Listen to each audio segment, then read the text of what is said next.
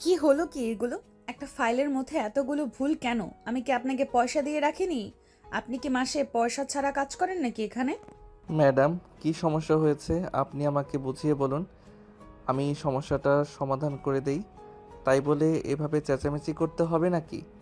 এটা তো ভুল করেছে, তার উপর আবার এত বড় বড় কথা বলছে। এই মিস্টার, কি সমস্যা আপনার? আপনাকে না বলেছি আপনি ঠিকঠাক মতো কাজ করবেন, তারপরও এত ভুল কেন করেন? ম্যাডাম দেখুন, আমি তো আপনাকে এটা আগেই বলেছি যে আমি এর আগে কখনো কোথাও কাজ করিনি। আমি এই প্রথমবার আপনার অফিসে চাকরি নিয়েছি। তাই আমি কাজটা ঠিকমতো বুঝি না। আপনি আমাকে বুঝিয়ে দিন। এর আগে কোথাও কাজ করেননি তো কি হয়েছে? কাজকে কেউ মায়ের পেট থেকে শিখে আসে নাকি? আমি কি আমার মায়ের পেট থেকে অফিস সামলানো শিখে এসেছিলাম নাকি, যে এখন অফিস সামলাচ্ছি? কাজ শিখতে কতদিন সময় লাগে? আজকে 3 দিন ধরে আমাদের অফিসে কাজ করছেন, এখনো কাজ বুঝতে পারেননি কেন? Madam please try to understand. আমি আমার সবটা দিয়ে ঠিক মতো কাজ করার জন্য চেষ্টা করছি, কিন্তু তারপর যদি আপনার কাজ পছন্দ না হয় তাহলে আমি কি করতে পারি সেটাই আপনি আমাকে বলুন। দেখুন মিস্টার, আমি আপনার কাছ থেকে কোনো স্কেল শুনতে চাই না।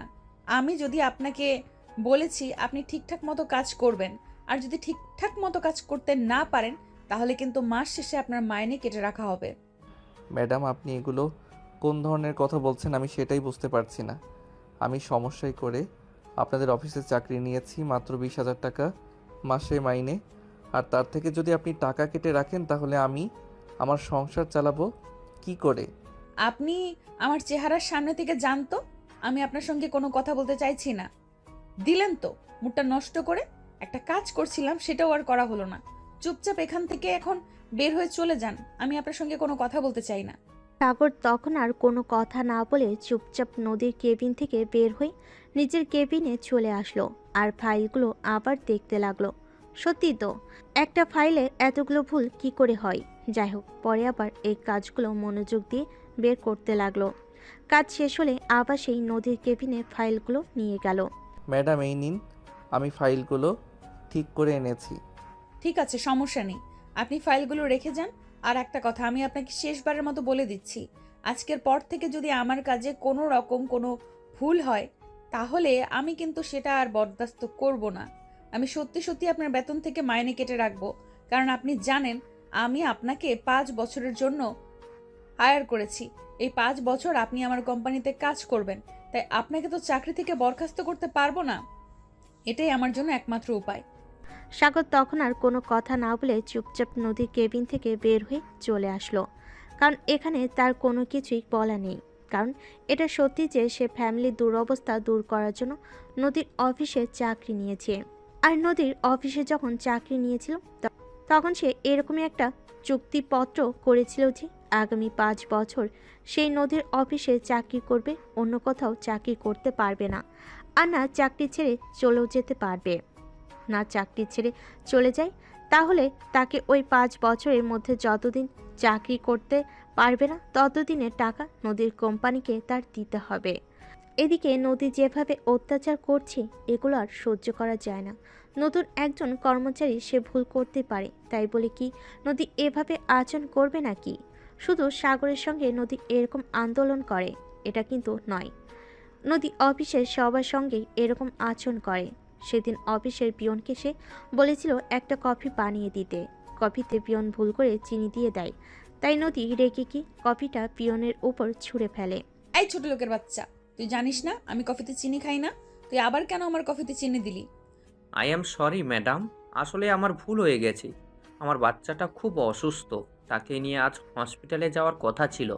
আমি আপনার কাছে ছুটি চেয়েছিলাম, কিন্তু আপনি আমাকে ছুটি দেননি, তাই খুব মন খারাপ করছে। ভুলে এটা করে ফেলেছি, সরি ম্যাডাম। তোদের এসব অজুহাত সারা জীবন শুধু দিতেই থাকবে। আর কি ভেবেছিস আমি তোদের এই মিথ্যা কথা বলে বুঝতে পারি না?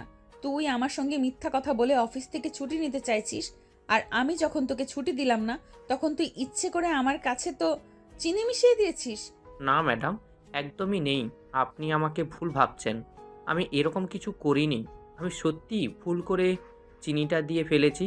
আসলে মেয়েটার জন্য খুব বেশি মন খারাপ লাগছে, গায়ে প্রচণ্ড জ্বর, একা বাসায় রেখে এসেছি, তাই খুব চিন্তা হচ্ছে। এই শোন, আমি তোদের এইসব কাহিনী শুনতে চাই না। তোরা বৌদির সঙ্গে ঝামেলা করবি, আর বউ বাপের বাড়ি চলে গেলে তখন বউয়ের দোষ, তাই না? শোন, তুই এক্ষুনি এখান থেকে চলে যা। আমি তোর চেহারাটাও দেখতে চাই না। ম্যাডাম প্লিজ, আপনি বিশ্বাস করুন, আমি ইচ্ছে করে আপনার সঙ্গে ঝামেলা করিনি। আপনার বৌদি আমার সঙ্গে ঝামেলাটা করেছে। তাছাড়া আপনি দেখুন, একটা মেয়ে যত রাগই করুক, সেই রাগের জন্য কি বাচ্চাদের রেখে এভাবে চলে যেতে পারে? ছোট্ট একটা মেয়ে আমার। তুই এখান থেকে যাবি? আমি তোর এসব ফালতু লেকচার শুনতে চাইছি না, আর আমার এসব ফালতু লেকচার শুনতে একদম ভালো লাগছে না। চুপচাপ এখান থেকে চলে যা বলছি, তা না হলে কিন্তু তোর সঙ্গে আরো খারাপ কিছু হয়ে যাবে। পিয়ন তখন আর কোনো কথা বলার সাহস পেল না। সে চুপচাপ নদীর কেবিন থেকে বের হয়ে চলে গেল। এদিকে নদী অফিস শেষ করে বাসে আসলো। তখন তার আব্বু তাকে বলল, নদী, আমার মনে হয় তুমি একটু বেশি অহংকারী হয়ে গেছো। তুমি মানুষকে মানুষ মনে করো না। তুমি মানুষের সঙ্গে যা ইচ্ছে তাই ব্যবহার করো। এগুলো কিন্তু আমি তোমার কাছ থেকে আশা করি না। আব্বু, তুমি ভুলে গেছো, আমি ভুল মানুষের সঙ্গে ভুল আচরণ করি না। ওরা যা ইচ্ছে তাই করে বেড়াবে, আমি সেগুলো বরখাস্ত করব নাকি?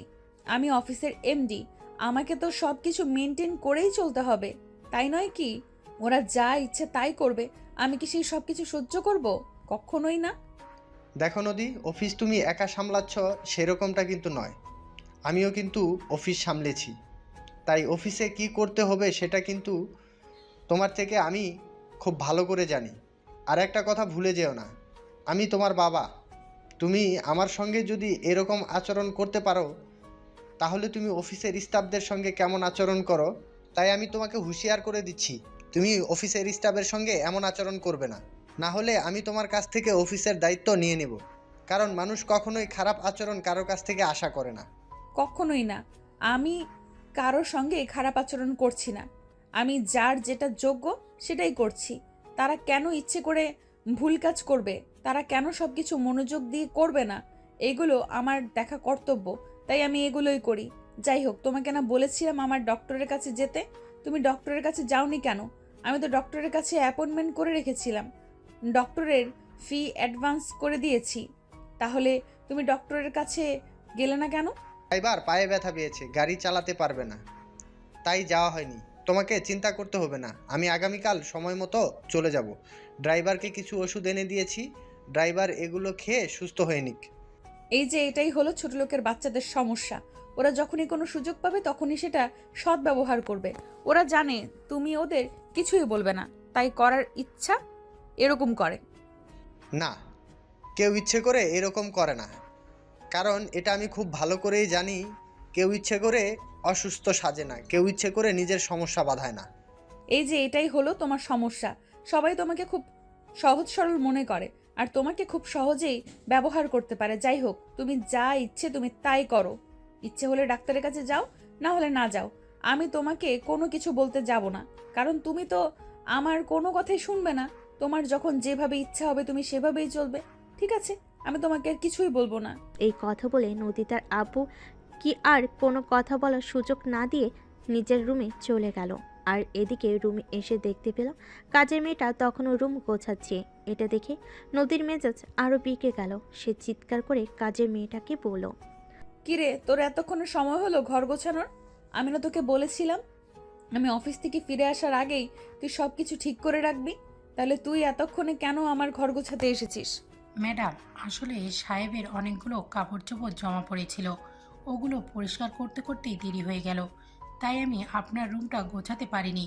কিন্তু ম্যাডাম, আপনি আমাকে 10টা মিনিট সময় দেন, 10 মিনিটের মধ্যেই আমি সব কিছু করে দিচ্ছি। এই শোন, তোকে আমি শেষবারের মতো বলছি, তুই যদি কাজ করতে না পারিস তাহলে আমাকে বলে দে, আমি অন্য কাজের লোক দেখে নিব। কিন্তু আমার এসব হেয়ালিপনা একদম চলবে না। আমি আমার সময় মতো কাজ চাই। আমার কাছে সময় অনেক দাম। আমি সময়ের অপব্যাখ্যা একদম পছন্দ করি না। তুই যদি সময় মতো কাজ করতে না পারিস তাহলেই আগামীকাল থেকে আমার বাসায় কাজ করতে আসবি। আর আমার বাসায় কাজ করতে আসার কোনো প্রয়োজন নেই। আমি আমার কাজ করার জন্য লোক খুঁজে নেব। ম্যাডাম, দয়া করে আপনি আমার সঙ্গে এরকম করবেন না। আপনি তো জানেন আমার বাড়িতে আমার বাবা কতটা অসুস্থ। ফ্যামিলির দায়িত্ব নেওয়ার জন্য শুধুমাত্র আমিই আছি। তাই আপনি যদি আমাকে কাজ থেকে বের করে দেন তাহলে আমি আর ফ্যামিলির খরচ চালাতে পারবো না, তাহলে আমার ফ্যামিলিকে না খেয়ে মরতে হবে। প্লিজ ম্যাডাম, আপনি আমার সঙ্গে এরকম করবেন না। তুই এখন আমার চোখের সামনে থেকে যা। আমার রুম থেকে গোছাতে হবে না। সারাদিন কি কাজ করিস আল্লাহ জানে, আর সব সময় শুধু আমাদেরকে অজুহাত দেখাতেই থাকিস, তাই না? বড়লোক পেতেই হলো, আর তখনই সেখানে সুবিধা পেতে বসবি। এটাই হলো তোদের মতো ছোট লোকদের একটা অভ্যাস। এখন আমার চোখের সামনে থেকে যা, আমি বিশ্রাম নেব। ম্যাডাম দেখুন, আমাদের চাকরি বাকরি করার মতো সামর্থ্য নেই বলেই আপনাদের মতো বড়লোকদের বাসায় কাজ করি, তাই বলে আপনারা এরকম ব্যবহার করবেন না। মনে রাখবেন, আমরাও মানুষ। আল্লাহ তাআলা অহংকারীদের কখনোই পছন্দ করে না। আল্লাহ তাআলা অহংকারকারীদের পতন একদিন না একদিন করবেন। এই শোন, আমাকে কখনোই জ্ঞান দিতে আসিস না। আমি তোর চাইতে মূর্খ নই যে আমাকে তুই জ্ঞান দিতে আসবি। আমি সব কিছু জানি আর সব কিছু ভালো করেই বুঝি, তাই আমাকে কখনোই জ্ঞান দেওয়ার চেষ্টা করবি না। এখন চুপচাপ এখান থেকে চলে যাও, আমার সঙ্গে কোনো ঝামেলা করবি না। কাজের মেয়েটা তখন আর কোনো কথা না বলে চুপচাপ সেখান থেকে চলে গেল আর নিজের কাজ করতে থাকলো। এদিকে নদীর রুমে এসে কাপড় চোপড় চেঞ্জ করে বিছানায় শুয়ে ঘুমিয়ে পড়ল। ঘুম ভাঙলো রাত তখন 11টা বাজে। সবাই খাওয়া দাওয়া করে নিজের রুমে চলে গেছে। নদী ফ্রেশ হয়ে এসে ডাইনিং টেবিলে গেল। ডাইনিং টেবিলে কোনো খাবার দেখতে না পেয়ে চিৎকার দিয়ে উঠল। আমি যে এখনো রাতের খাবার খাইনি, তাহলে ডাইনিং টেবিলে খাবার কোথায়? আর সবাই কোথায় গেল? নদীর চিৎকার শুনে কাজের মেয়েটা দৌড়ে আসলো আর বলতে লাগলো, ম্যাডাম, সবাই যখন রাতের খাবার খেতে আসলো তখন তো আমি আপনার রুমের দরজায় অনেকবার নক করেছিলাম। আপনি তো ভেতর থেকে কোনো সাড়া শব্দ করেননি, তাই মনে মনে ভেবেছিলাম আপনি হয়তো খাবেন না। তাছাড়া খালা আম্মা বলল আপনার কথা হয়তো আপনি বাইরে থেকে খাবার খেয়ে এসেছেন, তাই আর খাবেন না।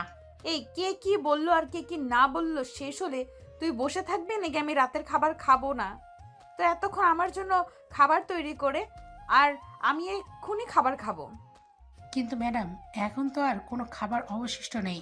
আসলে দারোয়ান আজ বাসা থেকে খাবার নিয়ে আসেনি, তাই আপনার জন্য যে খাবার রাখা হয়েছিল ওটা ওনাকে দিয়ে দেওয়া হয়েছে। তার মানে কি আমি কি এখন কোনো খাবার খাবো না নাকি?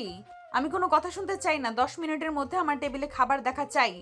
নদীর এই চিৎকার চেঁচামেচি শুনে তার আম্মু রুম থেকে দৌড়ে আসলো আর তাকে বলল, কি ব্যাপার, যে কি হয়েছে? তুমি এত রাত দুপুরে চিৎকার করছো কেন? তুমি জানো না তোমার আব্বু অসুস্থ, অনেক কষ্ট করে ঘুমাতে হয়। এখন যদি তোমার চিৎকার শুনে ঘুম ভেঙে যায় তাহলে তো সারা রাত আর ঘুমাতে পারবে না। আমি কোনো কথা শুনতে চাই না। তার আগে আমাকে এইটা বলো যে আমার জন্য খাবার কেন রাখা হয়নি, আর কেউ আমাকে ঘুম থেকে কেন ডেকে তোলেনি? জানে না আমি বাইরের খাবার খাই না, সবসময় বাড়িতেই খাবার খাই। তুমি ভুলে যেও না, কাজের মেয়ে তোমার রুমের দরজায় অনেকবার নক করেছিল, যেটা আমি নিজের চোখে দেখেছি। তুমি কিন্তু রুমে থেকে কোনো সারা শব্দ করনি, তাই আমি ওকে বলেছি তুমি হয়তো বাইরে থেকে খাবার খেয়ে এসেছো, যে খাবারটা বেঁচে গেছে ওটা দারোয়ানকে দিয়ে দিতে। এখন তুমি এখানে চিৎকার করছো কেন? আমি কি এখন খালি পেটে ঘুমাবো কিনা সেটাই জানতে চাইছি। তোমার মতো মেয়ে কেন যে আমার পেটে হলো সেটাই বুঝতে পারছি না। এখানে একটু মুখটা বন্ধ করে বসো, আমি তোমার জন্য কিছু করে আনছি। নদী তখন রাগে ফুসফুস করতে করতে ডাইনিং টেবিলে বসে থাকলো আর এদিকে তার মা রান্নাঘরে চলে গেল।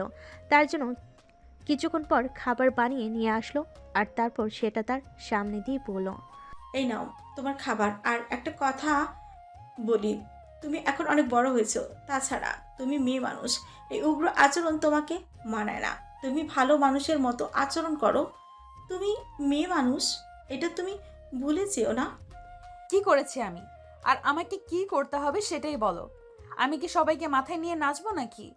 শোনা, এটা না কোনো দিনই আমার করা হবে না। আমি আমার মতোই চলতে পছন্দ করি।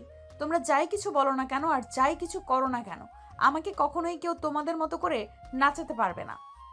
সেটা আমার খুব ভালো করেই জানি, সেই জন্যই তোমাকে বলেছি। না, তোমাকে বলছি এই জন্য যে তুমি মেয়ে মানুষ, অচেনা হোক কাল তোমাকে বিয়ে করতে হবে। আর শ্বশুরবাড়িতে গিয়ে যদি তুমি এই আচরণগুলো করো তাহলে তোমার শ্বশুর বাড়ির মানুষজন সন্ধ্যাবেলা তোমাকে নিয়ে রাতের বেলা ফেরত দিয়ে যাবে। আমি বিয়ে করব, এই কথা কি কখনো আমি তোমাদেরকে বলেছি? তাহলে এত আগ বাড়িয়ে কথা বলতে চাও কেন? আমি কখনোই বিয়ে করব না, আমি এইভাবেই ভালো আছি। আমি আমার মতন থাকতে পছন্দ করি। আমি কেন নিজের ইচ্ছা একটা সমস্যা নিজের কাঁধে তুলে নেব? তখন নদীর আম্মু আর কোনো কথা না বলে, কারণ তিনি খুব ভালো করে জানেন এখন যদি তিনি নদীর সঙ্গে আর কোনো কথা বলেন তাহলে নদী ওটাকে তিলকে তাল বানিয়ে আরও ইচ্ছে মতো চেঁচামেচি করবে। তাই নদীর আম্মু আর কোনো কথা না বলে চুপচাপ সেখান থেকে চলে গেলেন। তারপর নদী খাবার খেয়ে নিজের রুমে চলে আসলো আর ল্যাপটপে বসে বেশ কিছুক্ষণ অফিসের কাজ করলো। আর অফিসের কাজ শেষ হতে হতে রাত 2টা বেজে গেল। তারপর সে ঘুমিয়ে পড়ল। তার পরের দিন সকালবেলা নীল ঘুম থেকে উঠে জামা কাপড় পরিষ্কার করছিল। তখনই তার ছোট বোন সেখানে আসলো আর তাকে বলতে লাগলো, আরে ভাইয়া, তুই কেন ওই সকালবেলা উঠে জামা কাপড় পরিষ্কার করছিস? এগুলো রেখে যা, আমি পরিষ্কার করে দেব। আজ আমার কলেজ নেই, আজ বাড়িতেই আসি, কোনো সমস্যা হবে না। বাড়িতে আছেই বলেই কি আমার সব কাজ তোর করে দিতে হবে নাকি? তুই একটা মানুষ আর আমিও একটা মানুষ। আমার শরীরে যতটুকু শক্তি তোর শরীরে তার সাথে কম শক্তি। তাছাড়া সামনেই তোর এক্সাম আছে, এখন তাকে মনোযোগ দিয়ে পড়াশোনা করতে হবে। তুই পারিস, কোন কাজ করবি না সবগুলো আমি করে নিব। আরে ভাইয়া, তুই এরকম কেন বলতো শুনি? সারাদিন অফিসে কত কাজ করিস, তারপর আবার বাসায় এসে সব কাজ করিস, আমাকে কোনো কাজই করতে দিস না। এদিকে আম্মুর সমস্ত কাজ পর্যন্ত তুই করে দিস, তুই এরকম কেন বল? শোন, মানুষ কাজ করলে না মরে যায় না, কাজ করলে শরীর আর মন দুটোই ভালো থাকে, তাই আমি কাজ করি। যাই হোক, এখন কোনো কথা না বলে চুপচাপ আমার জন্য নাস্তা রেডি কর। আমি নাস্তা খেয়ে তারপর অফিসে চলে যাব। তাছাড়া তুই তো খুব ভালো করে জানিস আমাদের অফিসে এখন নতুন এমডি এসেছে। সময় মতো অফিসে না পৌঁছালে তার কথা শুনতে হয়। হ্যাঁ, আমিও শুনেছি তোদের অফিসের নতুন এমডি নাকি খুব খারাপ, সবার সঙ্গে খুব বাজে ব্যবহার করে। এই মেয়েটা এমন কেন বলতো শুনি? জানি না রে ভাই, তবে সবার সঙ্গে খুব খারাপ আচরণ করে। মেয়ে মানুষের আচরণ এতটা বাজে হতে পারে এটা আমার প্রথম এক্সপেরিয়েন্স। বলছি অফিসের এমডি, তাই বলে কি সবার সঙ্গে এরকম আচরণ করবে? যাই হোক, বাদ দেশ এসব কথা। এখন তুই তাড়াতাড়ি চলে যা আমার জন্য তার নাস্তা রেডি করতে, না হলে আবার না খেয়ে অফিসে যেতে হবে। এই কথা শুনে সেখান থেকে সোজা রান্নাঘরে চলে গেল আর সাগরের জন্য কিছু নাস্তা বানিয়ে আনলো। ততক্ষণে সাগর কাপড় চোপড় ধুয়ে ফ্রেশ হয়ে খাবার টেবিলে চলে এসেছে। আর এইদিকে তিশা তাকে খাবার এনে দিল। তারপর সে খাবারটা খেয়ে তার আম্মুর রুমে গেল। আম্মু, তোমার শরীর এখন কেমন আছে? কয়দিন ধরে অফিসের কাজের চাপ একটু বেশি, তাই তোমার সঙ্গে কোনো কথা বলতে পারি না। এই তো বাবা, এখন আগের চাইতে অনেকটাই ভালো আছে। একটা কাজ করিস, আমার কিছু ঔষধ শেষ হয়ে গেছে, তিশাকে বলবো তোকে মেসেজ করে দিতে, বিকেলে আসার সময় নিয়ে আসিস। আচ্ছা ঠিক আছে, কোনো সমস্যা নেই। আমি অফিস থেকে আসার সময় তোমার জন্য ওষুধ নিয়ে আসব। আর অন্য কিছু লাগলে বলে দিও। আমি তো ইদানিং অফিসে অনেক কাজের চাপে আছি, তাই কোনো কিছুর খোঁজ রাখতে পারছি না। আচ্ছা বাবা, ঠিক আছে, তাহলে তুই এখন অফিসে চলে যা, তারপর আমি তিশাকে বলে দেব তোকে মেসেজ করে দিতে। সাগর তখন আর কোনো কথা না বলে অফিসে চলে আসলো। অফিসে আসতে আসতে তার প্রায় 5 মিনিটের মতো লেট হয়ে গেছে। আসলে রাস্তায় অনেক জ্যাম ছিল। তাছাড়া প্রতিদিন তাকে পাবলিক বাসে করে অফিসে যাতায়াত করতে হয়, তাই রাস্তার যানজট এগুলো সামলে নিয়েই তাকে অফিসে আসতে হয়। তাই সে প্রতিদিন অফিস টাইমের আরও আধা ঘন্টা আগে বাসা থেকে বের হয়। যদি কোনো দিন রাস্তায় জ্যাম না থাকে তাহলে সে 10 মিনিট আগে পৌঁছে যায়, আর যদি জ্যাম থাকে তাহলে সে লেট হবে, এটা আর বলতেই হয় না। অফিসে এসে নিজের কেবিনের দিকে যাচ্ছিল, তখনই পিয়ন এসে তাকে বলে, আসসালামু আলাইকুম স্যার, আপনারে ম্যাডাম ওনার কেবিনে ডাকছেন। ওয়ালাইকুম আসসালাম। আচ্ছা ঠিক আছে, আপনি যান, আমি আজ যাচ্ছি। এই বলে সাগর নিজের কেবিনে নিজের ব্যাগপত্র রেখে সোজা নদীর কেবিনে চলে আসলো আর দরজার সামনে দাঁড়িয়ে বলল, আসসালামু আলাইকুম ম্যাডাম, আপনি কি আমায় ডেকেছেন? দেখেছি কি আর সাধে নাকি? আপনি প্রতিদিন অফিসে লেট করে কেন আসেন? আপনি কেন বলেছি আপনি অফিসের টাইম মতো চলে আসবেন, তাহলে প্রতিদিন আপনার লেট কেন হয়? ম্যাডাম, আমি তো প্রতিদিন অফিসের টাইম হওয়ার অনেকক্ষণ আগেই বাসা থেকে বের হই, কিন্তু কি করব বলেন, পাবলিক বাসে আমাকে যাতায়াত করতে হয়, তাই একটু লেট হয়ে যায়। তাছাড়া আজকে রাস্তায় অনেক জ্যাম, সেটা তো আপনি দেখেছেন। তাহলে আমি কি করে তাড়াতাড়ি অফিসে আসব সেটাই আমাকে বলেন। আপনাদের এইসব ঝামেলা আমার আর শুনতে ভালো লাগছে না। ঠিক আছে, সমস্যা নেই। আমি কাল থেকে অফিসে আসার সময় আপনাকে আপনার বাসার সামনে থেকে নিয়ে আসব। সময় মতো রেডি হয়ে থাকবেন। তবে তখন যদি 2 মিনিট লেট হয় তাহলে কিন্তু আপনার খবর আছে, এটা আমি আপনাকে বলে দিলাম। দেখুন ম্যাডাম, আমরা মানুষ, আর মানুষ মাত্র ঝামেলা সমস্যাগুলি থাকতেই পারে যদি, কিন্তু পারফেক্ট টাইমে বাসা থেকে বের হয় না আর অফিসেও পৌঁছাতে পারে না। আপনি কি শিওর হয়ে বলতে পারেন আপনি কোনো দিন অফিস টাইমে 2 মিনিট আগে পরে পৌঁছাননি? এই মিস্টার, সাবধানে কথা বলুন। এটা আমার অফিস। আমি কখন আসবো না আসবো সেটা আমার ব্যক্তিগত ব্যাপার। এই ব্যাপারে আমি আপনার কাছ থেকে কোনো কথা শুনতে চাই না। আপনি আমার অফিসের কর্মচারী, আমি আপনার দেখভালের জন্য রেখেছি। আপনি আমার দেখাশোনার জন্য নন। বুঝতে পেরেছেন? হ্যাঁ ম্যাডাম, সেটা আমি খুব ভালো করেই জানি। আমাদের সব ব্যাপারে আপনার অধিকার আছে, কিন্তু আপনার কোনো ব্যাপারে আমরা কেন কৈফিয়ত নিতে যাব সেটা তো জানি। কিন্তু ম্যাডাম দেখুন, আপনিও একজন মানুষ আর আমরাও মানুষ। আপনি আপনার বাসায় কোনো কাজ করেন না, কিন্তু আমাদের প্রত্যেকটা মানুষকে বাসায় টুকটাক হলেও কিছু কাজ করতে হয়, আর সেগুলো করেই কিন্তু অফিসে আসতে হয়। এই, আপনি আপনার মুখটা বন্ধ করেন তো। আমি সব কাহিনী শোনার জন্য আপনাকে এখানে ডেকে আনিনি। আপনাকে যেটা বলতে ডেকে এনেছি সেটা হলো, আগামীকাল আমি আপনাকে অফিসে নিয়ে যাব। ঠিক 9:40 আপনি আপনার বাসার সামনে অপেক্ষা করবেন। আচ্ছা ম্যাডাম, ঠিক আছে, কোনো সমস্যা নেই। আমি কাল থেকে বাসার সামনে আপনার জন্য অপেক্ষা করব। ঠিক আছে, এখন আপনি একটা কাজ করুন, আমার জন্য 1 কাপ কফি বানিয়ে আনুন। কিন্তু ম্যাডাম, এগুলো তো আমার কাজ না। এগুলো করার জন্য আপনার পিয়ন আছে, আপনি ওনাকে বলুন। এই, আপনি এত কথা কেন বলেন? আপনাকে যেটা করতে বলেছি আপনি সেটাই করেন। আমি আর কোনো কিছু শুনতে চাচ্ছি না। বুঝতে পেরেছেন? সাগর তখন বুঝতে পারলো এখানে কথা বলে আর কোনো লাভ হবে না, অযথাই ঝামেলা করবে। তাই সে আর কোনো কথা না বলে অফিসের কিচেন রুমে চলে গেল ম্যাডামের জন্য কফি বানাতে। তখনই অফিসের পিয়ন সেখানে আসলো আর সাগরকে সেখানে দেখে বলল, কি ব্যাপার স্যার, আপনি হঠাৎ কিচেন রুমে কি করছেন? আপনাকে তো কখনো এখানে আসতে দেখিনি, আজ আবার হঠাৎ কি হলো? আমি কি ইচ্ছে করে এখানে এসেছি নাকি সেটা আপনিই বলেন। ম্যাডাম আমাকে বলো ম্যাডামের জন্য কফি বানিয়ে নিতে, তাই তো আমি এখানে এসেছি। সত্যি জানি না এটা অফিসে চাকরি নিয়েছি নাকি জেলখানায়। এখানে ম্যাডাম আমাদের সঙ্গে এত বাজে আচরণ করে, এটা আমি কোনো দিনও কোনো ম্যাডামকে করতে দেখিনি। ম্যাডাম এরকম কেন সেটাই বুঝতে পারি না, সবার সঙ্গে এত খারাপ আচরণ করে। কিন্তু আমাদের তো এখন আর কিছুই করার নেই, কারণ আমরা তো এই অফিসে চাকরি করব বলে চুক্তিবদ্ধ হয়েছি। এখন তো আর চাকরি ছেড়ে চলে যেতে পারবো না। কারণটা যেমন আপনিও জানেন তেমনি আমিও জানি। আমরা যদি এই অফিস থেকে চাকরি ছেড়ে চলে যাই তাহলে চুক্তির থেকে যে কয়দিন ডিউটি করব না সেই কয়দিনের টাকা আমাদেরকে দিয়ে যেতে হবে। হ্যাঁ সেটাই তো, তার জন্যই তো এত প্রবলেমে রয়েছি। তা না হলে তো কবেই এই অফিসের চাকরি ছেড়ে অন্য কোথাও চলে যেতাম, অন্য কোথাও চাকরি খুঁজে নিতাম। যাই হোক, যেটা হওয়ার সেটা তো হয়েই গেছে। এখন আর চিন্তা করে কি হবে? এখন ভবিষ্যতের দিন কি করে পার হবে সেই চিন্তাই করা যাক। হ্যাঁ সেটাই, এখন তো আর সেটা করা ছাড়া অন্য কোনো উপায় নেই। যাই হোক, আপনার কাজে বিরক্ত করলাম, তাড়াতাড়ি কাজ শেষ করে চলে যান, তা না হলে তো আবারও বকা শুনতে হবে। এই বলে পিয়ন সেখান থেকে চলে গেল। আর এদিকে সাগর তাড়াতাড়ি করে কফি বানিয়ে নদীর কেবিনে নিয়ে গেল। এক্সকিউজ মি ম্যাডাম, আমি কি ভিতরে আসবো? তো কি, দরজায় দাঁড়িয়ে দাঁড়িয়ে কফিটা ঠান্ডা করে শরবত বানিয়ে তারপর আমাকে দেবেন নাকি?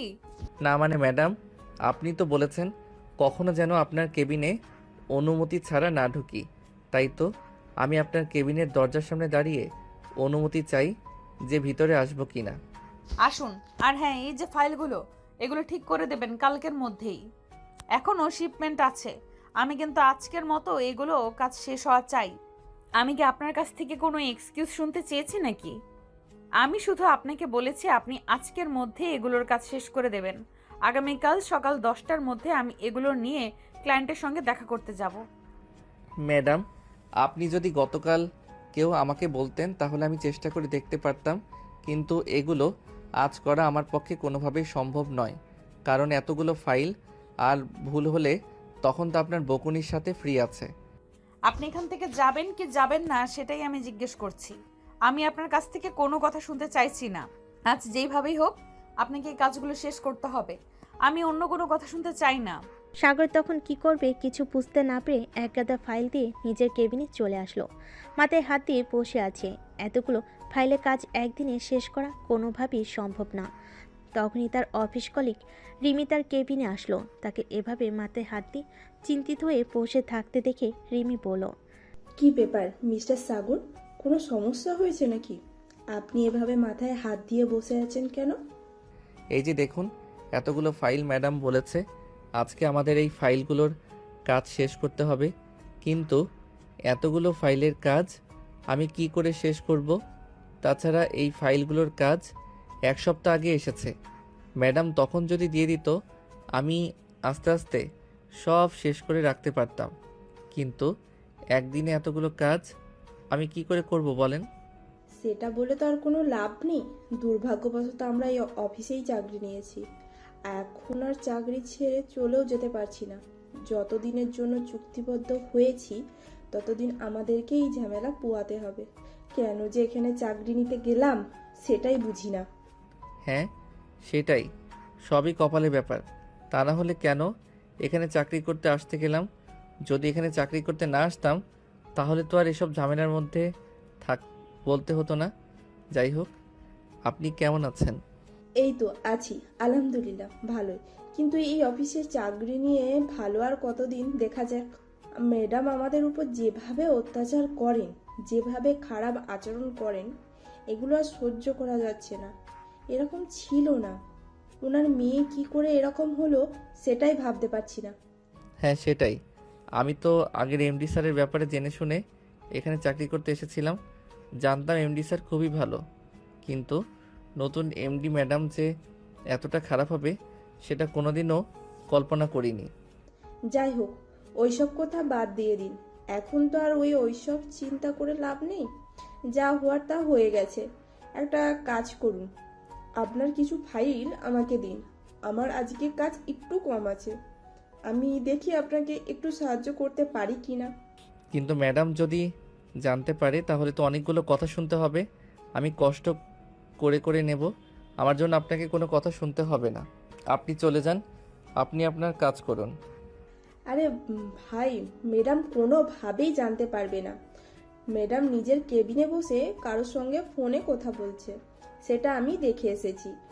আপনি আমাকে কিছু ফাইল দিন, আমি ফাইলের কাজ করে তারপর চুপচাপ আপনার কাছে দিয়ে যাব। ম্যাডাম কিচ্ছু জানতে পারবে না। কিন্তু ম্যাডাম যদি কোনোভাবে কোনো কিছু জেনে যায় তখন কি হবে? আমি তো সেটাই ভেবে পাচ্ছি না। আরে বললাম তো, চিন্তার কোনো কারণ নেই। ম্যাডাম কোনোভাবেই কোনো কিছুই জানতে পারবে না। আমি সমস্ত গোপনীয়তা রক্ষা করেই কাজ করব। আপনার সঙ্গে তো অনেক দিন ধরেই কাজ করছি। আপনি কি কখনো দেখেছেন আমি এরকম কোনো কাজ করেছি যাতে আপনাকে কিংবা অফিসের অন্য কাউকে কোনো সমস্যায় পড়তে হয়েছে? আচ্ছা ঠিক আছে, এই নিন। তবে ম্যাডাম যেন কোনোভাবেই কোনো কিছু জানতে না পারে, তাহলে কথা আপনাকেও শুনতে হবে, সেই সঙ্গে আমাকেও হয়তো পানিশমেন্ট পেতে হতে পারে।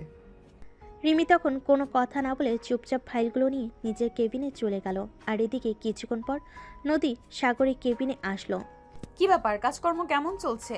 আমাকে কি আজকের মধ্যে ফাইল কাজ শেষ করে দিতে হবে? তা না হলে কিন্তু এর জন্য আপনাকে পানিশমেন্ট পেতে হবে, এটা মাথায় রাখবেন। ঠিক আছে ম্যাডাম, আপনি কোনো চিন্তা করবেন না। আমি আমার সর্বোচ্চটা দিয়ে চেষ্টা করছি, দেখা যাক কতদূর করতে পারি। কিন্তু ম্যাডাম সমস্যা হইতেছে একটাই, আমি এতগুলো ফাইলের কাছে একদিনে কি করে করব? আপনাকে তো আমি বলেই দিয়েছি, আমি কোনো কথা শুনতে চাই না। আমি আজকের মধ্যে আমার কাজগুলো চাই, সবার চাই। তা না হলে আপনাকে এর জন্য পানিশমেন্ট পেতে হবে, এটাই আমার শেষ কথা। এই কথা বলে গটগট করে নদী সাগরের কেবিন থেকে বের হয়ে চলে গেল। আর এদিকে সাগর নিজের মতো করে কাজ করতে থাকলো। কাজ করতে করতে বিকাল 3টা বেজে গেছে। সে দুপুরে খাবার খায়নি। অপরদিকে রিমি দুপুরে খাবার খেয়ে ফাইলগুলোর কাজ শেষ করে সাগরের টেবিলে নিয়ে আসছিল। এই নেন, আমি ফাইলগুলোর কাজ করে দিয়েছি। অসংখ্য ধন্যবাদ আপনাকে, আপনি আমার কাজ অনেকটা এগিয়ে দিয়েছেন। আপনি সত্যি অনেক ভালো মানুষ। আমাদের অফিসের এমডি ম্যাডাম যদি আপনার মতো ভালো মানুষ হতো তাহলে অফিসের করতো একটা স্টাফ খুব ভালো মতো কাজ করতে পারতো। আচ্ছা যাই হোক, যা হবার তা হয়েই গেছে, এখন আর চিন্তা করে কি হবে? আপনি দুপুরের খাবার খেয়েছেন? না, দুপুরে খাবারের সময় কি হয়ে গেছে নাকি? আরে কি বলেন, আপনি কোন জগতে আছেন? আমি তো সেটাই বুঝতে পারছি না। এখন বিকেল 3টে বেজে গেছে, আর আপনি এখন আমাকে জিজ্ঞাসা করছেন দুপুরে খাবার সময় হয়ে গেছে নাকি?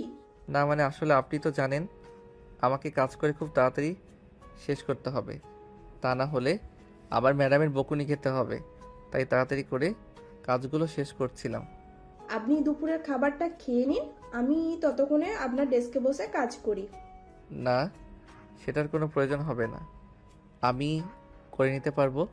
আপনি এমনিতেই আমার অনেক বড় উপকার করেছেন, তার জন্য আপনাকে অসংখ্য ধন্যবাদ। এখন যদি আবার ম্যাডাম এসে আপনাকে এখানে দেখে তাহলে আপনাকে কথা শুনতে হবে, সেটার কোনো প্রয়োজন নেই। আপনি চলে যান, আমি করে নিতে পারবো। আচ্ছা ঠিক আছে, তাহলে আমি চলে যাচ্ছি। আর হ্যাঁ, আপনি যদি সবগুলো ফাইলের কাজ শেষ করতে না পারেন তাহলে আর কিছু ফাইল আমাকে দিয়ে দিন। না, যেগুলো আছে আমি প্রায় করে নিতে পারবো, আপনি আপনার কাজ করুন। আপনি যদি আবার আপনার কাজ শেষ করতে না পারেন তাহলে তো আবার আপনি বকা খাবেন। তখন রিমি আর কোনো কথা না বলে নিজের কেবিনে চলে গেল আর নিজের কাজ করতে থাকলো। এদিকে সাগর সেদিন দুপুরে খাবার না খেয়েই কাজ করছিল, কারণ যেভাবেই হোক তার এই কাজগুলো শেষ করতে হবে, তা না হলে আবার নদী তাকে হাজারটা কথা শোনাবে, আর সেই সঙ্গে হয়তো পানিশমেন্টটাও পেতে হবে, তাই কাজগুলো শেষ করে ফেলাই উত্তম। অপরদিকে তখনই বিকেল 5:30 বাজে। 6টায় অফিস ছুটি হবে, তাই নদী সাগরের কেবিনে আসে।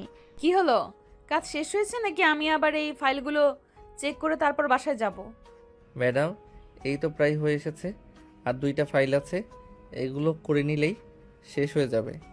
ঠিক আছে, তাড়াতাড়ি করুন, আমি ফাইলগুলো চেক করে তারপর বাসায় যাব। 6টা বাজার 10 মিনিট আগে যেন ফাইলগুলো আমি আমার কেবিনে দেখতে পাই।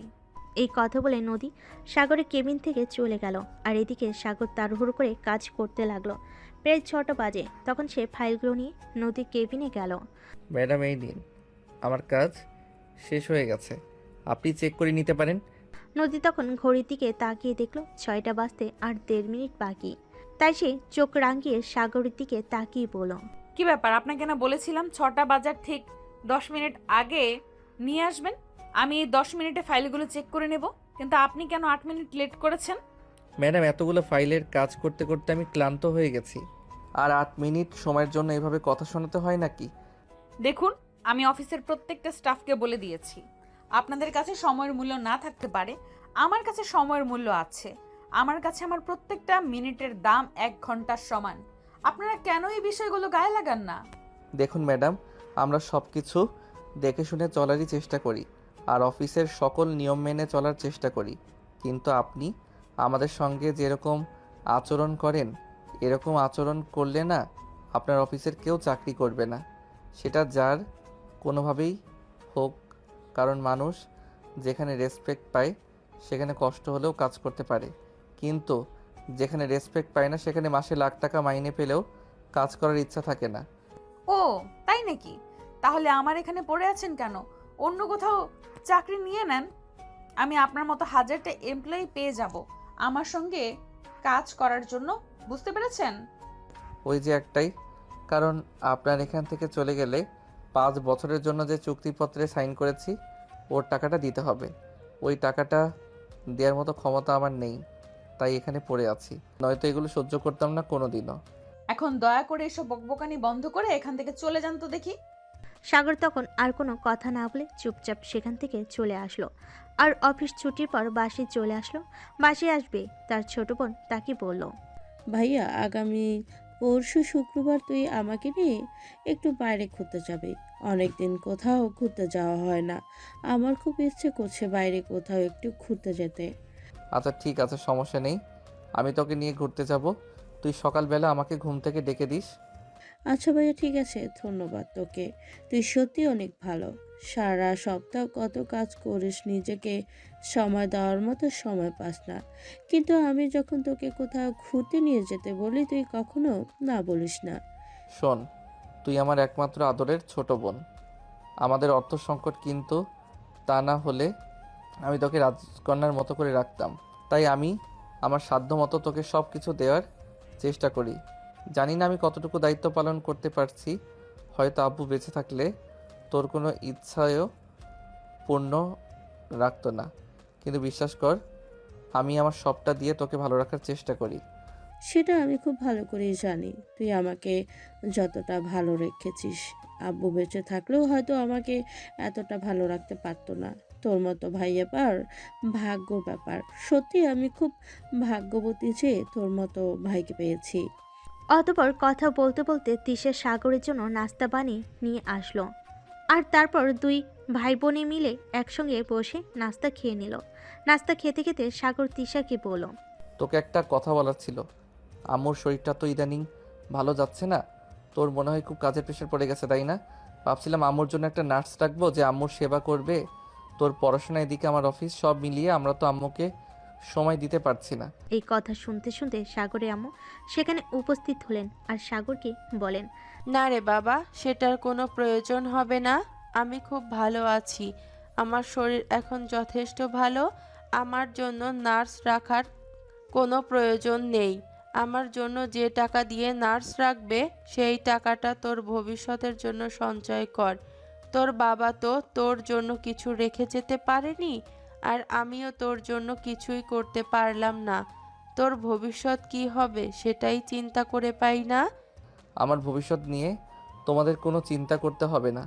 আমি পুরুষ মানুষ, আমি কোনোভাবে হলেও চলে যেতে পারবো। তুমি আমার আম্মু আর আমার একটা ছোট বোন, তাদেরকে ভালো রাখাটাই আমার জীবনের মূল উদ্দেশ্য। আজ আব্বুর কাছে থাকলে হয়তো আমাকে এতটা দায়িত্ব নিতে হতো না, কিন্তু আব্বু যখন বেঁচে নেই তখন তো আমাকে আমার দায়িত্ব সঠিকভাবে পালন করার চেষ্টা করতে হবে। সত্যি আমি ধন্য তোর মতো ছেলেকে আমার পেটে ধরতে পেরেছি বলে। তা না হলে কখনো একটা ছেলে মা আর বোনের এতটা যত্ন নেয় আর এতটা খেয়াল করে সেটা আমি আজ পর্যন্ত দেখিনি রে বাবা। ভালো রাখতে পারলাম কই? না তো দিতে পারলাম তোমাকে আর আমার বোনকে ভালো একটা লাইফ, আর না তো ভালো খাবার তোমাদের খাওয়াতে পারি, ভালো একটা পোশাকও তোমাদের পরাতে পারি না। তাহলে আমি আর কি করতে পারলাম? ভাইয়া তুই আমাদের জন্য যেটুকু পড়ছে সেটুকু আমাদের জন্য যথেষ্ট। আমরা এর বেশি আর কিছুই চাই না। আমার যথেষ্ট ভালো আছি। তারপর কথা বলতে বলতে সাগর খাওয়া শেষ করে নিজের রুমে চলে গেল আর মোবাইলে ফেসবুকিং করতে লাগলো। এভাবে কখন যে তার চোখটা লেগে এসেছে সেটা তার খেয়ালই নেই। ঘুম ভাঙলো রাত 10টার দিকে তার ছোট বোনের ডাকে। এ ভাইয়া ভাইয়া, তুই এখনো ঘুমাচ্ছিস? এদিকে আম্মু সেই কখন থেকে খাবার নিয়ে বসে আছে। আমি ঘুমিয়ে পড়েছিলাম। আচ্ছা ঠিক আছে, তুই যা, আমি হাত মুখ ধুয়ে এখনই আসছি। ঠিক আছে, তাড়াতাড়ি চলে আয়। খাবারগুলো আবার ঠান্ডা হয়ে যাবে, তখন তো আবার খেতে ভালো লাগবে না। এই বলে তিশা খাবার টেবিলে চলে গেল। এদিকে সাগর ঘুম থেকে উঠে হাত মুখ ধুয়ে তারপর খাবার টেবিলে চলে আসলো। তারপর সবাই মিলে রাতের খাবার খেয়ে নিল। খাওয়া দাওয়া শেষে সবাই যে যার রুমে চলে গেল। এদিকে সাগর নিজের রুমে এসে আবার মোবাইল টিপতে শুরু করলো। তখনই হঠাৎ তার এক বন্ধু তাকে ফোন করলো। কি অবস্থা দোস্ত, কেমন আছিস? অনেক দিন ধরে তো তোর কোনো খোঁজ খবরই পাওয়া যাচ্ছে না। এই তো আছে আলহামদুলিল্লাহ, ভালোই। তোদের কি অবস্থা? আলহামদুলিল্লাহ ভালোই আছি, তবে একটা সমস্যা। সেটা হলো চাকরিটা এখনো পাচ্ছি না। চেষ্টা করতে থাক, একদিন ইনশাল্লাহ চাকরি পেয়ে যাবে। আর আজ খবরের কথা বলছিস? সারাদিন অফিস শেষ করে বাসায় এসে ক্লান্ত হয়ে পড়ি, তারপর আবার বাসায়ও টুকটাক কাজ করতে হয়, তারপর আর সময় হয়ে ওঠে না। আচ্ছা, তোর অফিসে কি একটা চাকরির ব্যবস্থা করা যায় না? তাহলে তো দুজন মিলে একসঙ্গে চাকরিও করতে পারতাম, আর সময়ও কাটতে পারতাম। ভাই, যা বলেছিস বলেছিস, এই কথাটা আর বলেও মুখে আনিস না, কারণ যে কষ্ট আমি ভোগ করছি সেই কষ্ট তোকে ভোগ করাতে চাই না। কেন, কি হয়েছে? কোনো সমস্যা নাকি? সমস্যা মানে? আমাদের নতুন এমডি ম্যাডাম এতটা বাজে আচরণ করে সবার সঙ্গে, যেটা বলার মতো না। সবার সঙ্গে অনেক খারাপ আচরণ করে। এই আচরণ তুই একদম সহ্য করতে পারবি না। তাই আমি মনে করি তোর এখানে চাকরি নেওয়ার থেকে বেকার থাকা অনেক ভালো। হ্যাঁ, সেটা একদম তুই ঠিক কথাই বলেছিস। তুই তো জানিস আমি অসম্মান জিনিসটা একদম সহ্য করতে পারি না। যেখানে আমার সম্মান নেই সেখানে আমি কোনোদিনও যাওয়া পছন্দ করি না। আচ্ছা ঠিক আছে, দেখি কি হয়, আল্লাহর উপর ছেড়ে দিয়েছি। সব কিছু আল্লাহ যেটা ভালো মনে করবে সেটাই করবে। আরও বেশ কিছুক্ষণ কথা বলে আর গল্প গুজব করলো, তারপর ফোনটা কেটে দিল। তারপর সাগর মোবাইল রেখে ঘুমিয়ে পড়ল। পরদিন সকালবেলা ঘুম থেকে উঠে ফ্রেশ হয়ে রেডি হয়ে নিল। আর তখনই হঠাৎ মনে পড়ল গতকালকের কথাটা। এসে তাড়াহুড়ো করে রেডি হয়ে সবার সামনে দাঁড়িয়ে থাকলো। কিছুক্ষণ পর নদী আসলো। কি ব্যাপার, আজ তো দেখি সময়ের আগে রেডি হয়ে দাঁড়িয়ে আছেন। তাহলে এতদিন ইচ্ছে করে লেট করতেন বুঝি? না ম্যাডাম, একদমই না। আমি কোনো ইচ্ছে করে লেট করতে যাব? আমি তো প্রতিদিন এসবের মধ্যেই তৈরি হয়ে থাকি। তাছাড়া পাবলিক বাসে যাতায়াত করি, লেট তো একটু হতেই পারে। দেখুন, রাস্তা দিয়ে আপনি একা চলাচল করেন সেরকমটা কিন্তু নয়। আমিও চলাচল করি। পাবলিক বাসে চলাচল করলেই কি লেট হতে হবে এমনটা কোনো হাদিসে লেখা আছে নাকি? ম্যাডাম, আপনাকে আমি এভাবে বোঝাতে পারবো না। আপনি যদি একদিন পাবলিক বাসে যাতায়াত করতেন তাহলেই বুঝতে পারতেন আমি সত্য বলছি নাকি মিথ্যে বলছি। ঠিক আছে, তাহলে আমি সপ্তাহ থেকে পাবলিক বাসে করে অফিসে যাতায়াত করব, দেখি আমার লেট হয় কিনা। এখন তাড়াতাড়ি গাড়িতে উঠে বসুন। সাগর তখন কোনো কথা না বলেই নদীর সঙ্গে গাড়িতে উঠে বসলো আর অফিসে চলে আসলো। অফিসে এসে সাগরের নিজের কেবিনে ঢুকতে যাবে, তখনই রিমি এসে তার সামনে দাঁড়ালো আর একটা শয়তানি মার্কা হাসি দিয়ে বলল, কি ব্যাপার মিস্টার সাগর, বিষয়টা কি হলো? আমি তো কিছুই বুঝতে পারছি না। ম্যাডাম আপনার সঙ্গে এত বাজে আচরণ করতো, আর আজকে না আপনাকে নিজের গাড়িতে করে নিয়ে অফিসে এসেছে। বিষয়টা কি একটু খুলে বলতেন যদি? বিষয়ে আবার কি হতে যাবে? আমি পাবলিক বাসে যাতায়াত করি, তাই প্রতিদিন অফিসে আসতে লেট হয়। ম্যাডাম আমাকে ঝাড়ে সরায়, আর সেই জন্যই ম্যাডাম বলেছে ম্যাডাম প্রতিদিন অফিসে আসার সময় আমার বাসার সামনে থেকে আমাকে তুলে নেবে। কিন্তু আমার কাছে তো বিষয়টা অন্যরকম লাগছে। আমার মনে হয় ম্যাডাম আপনার প্রেমে পড়ে গেছে, তাই আপনাকে চোখে চোখে রাখতে চাইছে। দেখুন মিস রিমি, একদম বাজে কথা বলবেন না। এসব বাজে কথা বলা আমি একদমই পছন্দ করি না। আরে বাবা, আমি আবার বাজে কথা কই বললাম? যেটা সত্য সেটাই বললাম। আমার দেখে এটাই মনে হয়েছে। তাছাড়া আপনি অফিসের অন্য সব স্টাফদের জিজ্ঞাসা করলে তারাও একই কথাই বলবে। বিশ্বাস তাহলে আপনি জিজ্ঞাসা করে দেখতেই পারেন।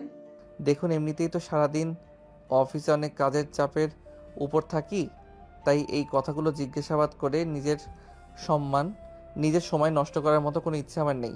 আমি এখন আসছি, আর দয়া করে এসব বাজে বকবেন না।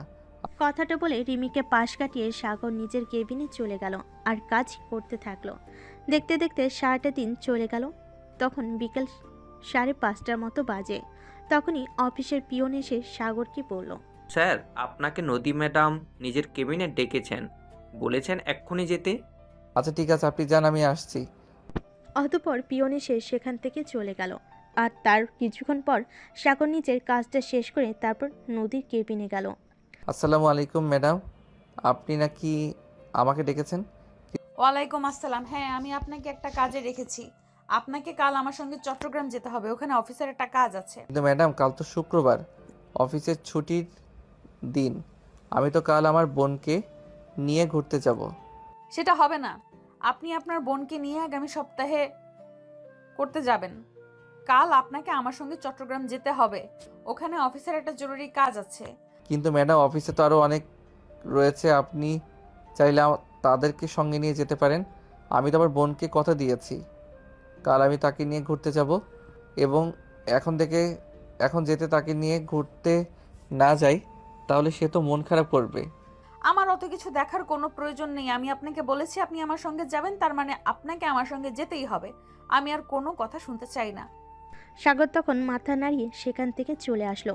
সে কি করবে কিছুই ভেবে পাচ্ছে না। এদিকে তার ছোট বোন অনেকদিন ধরে ঘুরতে যেতে চাইছে, কিন্তু সময় করে নিয়ে যেতে পারছে না, তাই বলছিল আগামীকাল শুক্রবার নিয়ে যাবে। আর এইদিকে অফিসের ম্যাডাম বলছে তার সঙ্গে চট্টগ্রাম যেতে হবে। এখন কি করবে? এগুলো চিন্তা করতে করতে নিজের কেবিনে চলে আসলো। আর তখনই অফিস ছুটির টাইম হয়ে গেল। তাই সাগর অফিস থেকে বের হয়ে বাসায় চলে আসলো। বাসায় এসে দেখতে পেল তার ছোট বোন নিজের রুমে বসে পড়াশোনা করছে। তাই সে তার বোনের রুমে চলে গেল আর তার বোনকে বলল, তিশা, কাল তোকে নিয়ে ঘুরতে যাওয়া হবে না। আমাকে অফিসের কাজে বসের সঙ্গে চট্টগ্রাম যেতে হবে। কি বলছিস ভাইয়া? আমি তো আরও কাল ঘুরতে যাব বলে সব কিছু কুচকাজ করে রেখেছি। কি করব বল? আজ বিকেলেই ম্যাডাম বলল কাল ম্যাডামের সঙ্গে চট্টগ্রাম যেতে হবে। তাছাড়া তুই তো জানিস, আমি যদি এই অফিসের ম্যাডামের কথা মতো না চলি তাহলে আমার চাকরিটা থাকবে না। আচ্ছা ভাই, ঠিক আছে, কোনো সমস্যা নেই। তোকে আমাকে নিয়ে ঘুরতে যেতে হবে না। তুই তোর ম্যাডামের সঙ্গে কাজে চলে যা। আমি না হয় পরে একবার তোকে নিয়ে ঘুরতে যাব। আচ্ছা ঠিক আছে, প্লিজ বোন, আমার মন খারাপ করিস না। আমি আগামী সপ্তাহে তোকে নিয়ে ঘুরতে যাব। এই বলে সাগর নিজের রুমে চলে আসলো আর মনে মনে ভাবতে লাগলো, আর যদি নদীর অফিসে চাকরিটা না করতো তাহলে হয়তো কাল তার বোনকে নিয়ে ঘুরতে যেতে পারতো। তার বোনের মন খারাপ হতো না, কিন্তু দুর্ভাগ্য এই অফিসে চাকরিটা করতে হচ্ছে বলে এত কিছু সহ্য করা লাগছে। না হলে হয়তো এটা হতো না। যাই হোক, এখনও রাতে কিছু চিন্তা করে লাভ কি। রুমে এসে সাগর কাপড় চোপড় চেঞ্জ করে তারপর রাতে খাবার খেয়ে নিল। খাওয়া দাওয়া শেষ করে এসে ঘুমিয়ে পড়ল, কারণ সকাল সকাল তাকে উঠতে হবে। কারণ এই ম্যামে তো সকাল সকালই কোনো কাজ করতে পছন্দ করে। সকাল হয়তো 7টার মধ্যে তার বাড়ির সামনে এসে গাড়ির হর্ন বাজাবে, তাই সে দ্রুত ঘুমিয়ে পড়ল। পরের দিন সকাল আনুমানিক 6টা বাজে, তখনই তার ফোনে রিংটোন বাজতে শুরু করলো। 2-3বার ফোনটা বাজার পর সে ফোনটা হাতে নিয়ে দেখলো তার বস মানে নদী তাকে ফোন করেছে, তাই সে ফোনটা রিসিভ করলো। আসসালামু আলাইকুম ম্যাডাম। ওয়ালাইকুম আসসালাম। একটা কাজ করো, তুমি এক্ষুনি ঘুম থেকে উঠে তাড়াতাড়ি করে ফ্রেশ হয়ে তৈরি হয়ে নাও। আমরা কিছুক্ষণ পরেই বেরোবো। আমাদের সকাল 10টার মধ্যে চট্টগ্রাম পৌঁছাতে হবে। আচ্ছা ম্যাডাম, ঠিক আছে, আমি ঘুম থেকে উঠে তৈরি হয়ে নিচ্ছি। এই কথা বলে সাগর ফোনটা কেটে দিয়ে বিছানা থেকে নেমে ওয়াশরুমে চলে গেল। তারপর রুমে এসে তৈরি হয়ে নিল। রেডি হয়ে তারপর বাসা থেকে বের হতে যাবে, তখনই তিশা ঘুম থেকে উঠে তাকে দেখি বলে, কি ব্যাপার ভাইয়া, তুই এত সকালে কোথায় যাচ্ছিস? আর এত সকালে যাবি সেটা আমাকে বললি না কেন? তাহলে সকালবেলা ঘুম থেকে উঠে তোর জন্য কিছু একটা বানিয়েও রাখতাম। না, রাস্তা থেকে কিছু একটা খেয়ে নেব। তাছাড়া ম্যাডামের সঙ্গে যাচ্ছি, সে যখন নাস্তা করবে তখন কি আর আমাকে রেখে নাস্তা করতে পারবে নাকি? আর তোর কলেজ বন্ধ, তাই আর সকাল সকাল তোকে ঘুম থেকে ডেকে তুললাম না। যা ঘুমিয়ে পড় আবার। 10টার দিকে ঘুম থেকে উঠে তারপর মা আর তুই কিছু বানিয়ে খেয়ে নিস। কিন্তু ভাইয়া, তুই এভাবে না খেয়ে চলে যাবে, এটা তো আমার ভালো লাগছে না। কারণ তোর অফিসের বসের ব্যাপারটা যে কথা শুনেছি, তোর বস যে তোকে নাস্তা করাবে সেটারও তো কোনো নিশ্চয়তা নেই। তুই যদি কাল আমাকে বলে রাখতি তুই এত সকাল সকাল চলে যাবি, তাহলে আমি ঘুম থেকে উঠে তোর জন্য নাস্তা বানিয়ে রাখতাম। আরে বাবা, বললাম তো, এত চিন্তা করার কিছু নেই। আমি রাস্তা থেকে কিছু একটা কিনে খেয়ে নেব, আমার জন্য চিন্তা করতে হবে না। এখন যা, তুই ঘুমিয়ে পড়। এই কথা বলে সাগর বাড়ি থেকে বের হয়ে বাড়ির সামনে এসে দাঁড়ালো, আর তখনই নদী এসে সেখানে পৌঁছালো। মিস্টার সাগর, তাড়াতাড়ি করে গাড়িতে উঠে বসুন। আমাদের 11টার মধ্যে চট্টগ্রাম পৌঁছাতে হবে, তা না হলে আবার মিটিংয়ে অ্যাটেন্ড করতে পারবো না। সাগর তখন কোনো কথা না বলে চুপচাপ গাড়িতে উঠে বসলো। আর সাগর গাড়িতে উঠে বসতেই নদী গাড়ি স্টার্ট করলো। আজ নদীর সঙ্গে তার কোনো ড্রাইভার আসেনি, সে নিজেই গাড়ি ড্রাইভ করছে, তাই সাগর গিয়ে পিছনের সিটে বসলো। তখনই নদী তাকে বলে উঠল, কি ব্যাপার, আপনি কি পেছনের সিটে বসেছেন কেন? কেউ ভাববে আমি আপনার ড্রাইভার আর আপনি আমার মালিক। আপনি তাড়াতাড়ি সামনে এসে বসুন। কিন্তু ম্যাডাম, আপনি আমার বস, আপনার সঙ্গে বসাটা আমার ঠিক হবে না। তাছাড়া আপনি এখন গাড়ি স্টার্ট করে ফেলেছেন চলন্ত গাড়িতে, আমি সামনের সিটে আসবো কিভাবে? আপনি চলন্ত গাড়িতেই সামনের সিটে আসবেন, কারণ মানুষজন দেখলে ভাববে আপনি আমার মালিক আর আমি আপনার ড্রাইভার। এটা আমি মেনে নিতে পারবো না। সাগর আর কোনো উপায়ন্তর না পেয়ে চলন্ত গাড়িতেই পিছন থেকে সামনের সিটে এসে বসলো। আর এইদিকে নদী আপন মনে গাড়ি চালাচ্ছে। চট্টগ্রাম এসে যখন পৌঁছালো তখন আনুমানিক সকাল 10টা 45 মিনিটের মতো হবে বাজে। নদী গাড়িটা একটা রেস্টুরেন্টের সামনে পার করে ভিতরে ঢুকে গেল। আর এদিকে সাগর বাইরে গাড়িতেই বসে আছে। নদী ভিতরে গিয়েছে প্রায় 2 ঘন্টার মতো হবে, মানে তখন আনুমানিক দুপুর 1টার কাছাকাছি। সাগর তখনও একা একা গাড়ির ভিতর বসে আছে। দুপুরে আজান দিয়ে দিয়েছে। তখন প্রায় 1:15 বাজে। নদী তখন ওই রেস্টুরেন্ট থেকে বেরিয়ে আসলো। সাগরকে তখন গাড়িতে বসা দেখে সে বলল, কি ব্যাপার, আপনি কি গাড়ি থেকে বের হননি নাকি এখনো কি গাড়িতেই বসে আছেন নাকি? হ্যাঁ ম্যাডাম, আপনি তো আমাকে কোনো কিছু না বলেই গাড়ি থেকে নেমে চলে গেছেন। আমাকে তো কিছুই বললেন না। আমি গাড়ি থেকে নামবো, আপনার সঙ্গে যাব নাকি কিছুই তো বললেন না। ও শিট, আসলে আমি মিটিং এর চিন্তায় এতটাই মগ্ন ছিলাম যে আপনাকে বলতেই ভুলে গেছিলাম। যাই হোক, এখন চলুন আমরা আজ এখানেই থাকবো, কারণ আগামীকাল সকালে আরও একটা মিটিং আছে, সেটা শেষ করে তারপর ঢাকায় ফিরবো। কিন্তু ম্যাডাম, আমরা এখন কোথায় যাব? না মানে আজকে রাতটা তো থাকতে হবে, আমরা থাকবো কোথায়? কোথায় থাকবেন মানে আমি গেস্ট হাউস বুক করেছি, সেখানেই থাকা হবে। একটা কাজ করুন, আমার শরীরটা না বড্ড টায়ার্ড লাগছে, আপনি গাড়ি চালান। ম্যাডাম, আমি গাড়িতেও টুকটাক চালাতে পারি, কিন্তু এভাবে হাইওয়ে রোডে তো গাড়ি চালাতে পারবো না, এটা তো রিস্কি হয়ে যাবে। দেখুন, আমি আপনাকে একটা কাজ করতে বলেছি, কোনো এক্সকিউজ দেখাতে বলিনি। আমি আপনাকে গাড়ি চালাতে বলেছি, সো আপনি ড্রাইভিং থেকে এসে বসুন আর গাড়িটা চালান। সাগর তখন আর কোনো কথা বলল না, কারণ এখন কথা বলেই নদীর জারি শুনতে হবে। তাই সে চুপচাপ ড্রাইভিং সিটে গিয়ে বসলো। আর তখনই নদী এসে তার পাশে সিটে বসলো। সাগর আস্তে আস্তে গাড়ি চালাচ্ছিল, কারণ এই প্রথমবার সে হাইওয়েতে গাড়ি চালাচ্ছে। এর আগে সে কখনোই হাইওয়েতে গাড়ি চালায়নি। এটা দেখে নদীর মেজাজ অনেকটাই খারাপ হয়ে গেল। সে চিৎকার করে বলে উঠল, আপনি একটা গাড়ি চালাচ্ছেন নাকি ঠেলা গাড়ি? আমি তো সেটাই বুঝতে পারছি না।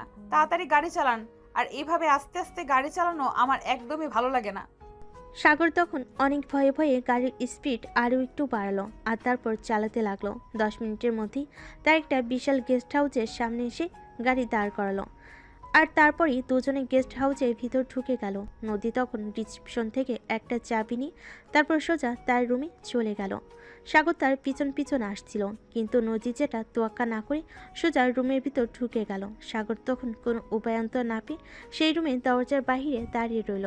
তখনই ওই গেস্ট হাউসের ম্যানেজার সেখান দিয়ে যাচ্ছিল। তখন ওই গেস্ট হাউসের ম্যানেজার তাকে প্রশ্ন করলো, কী ব্যাপার, আপনি এখানে কেন দাঁড়িয়ে আছেন? ম্যাডাম কি আপনার সঙ্গে ঝগড়া করেছে নাকি? না, আপনি ভুল ভাবছেন।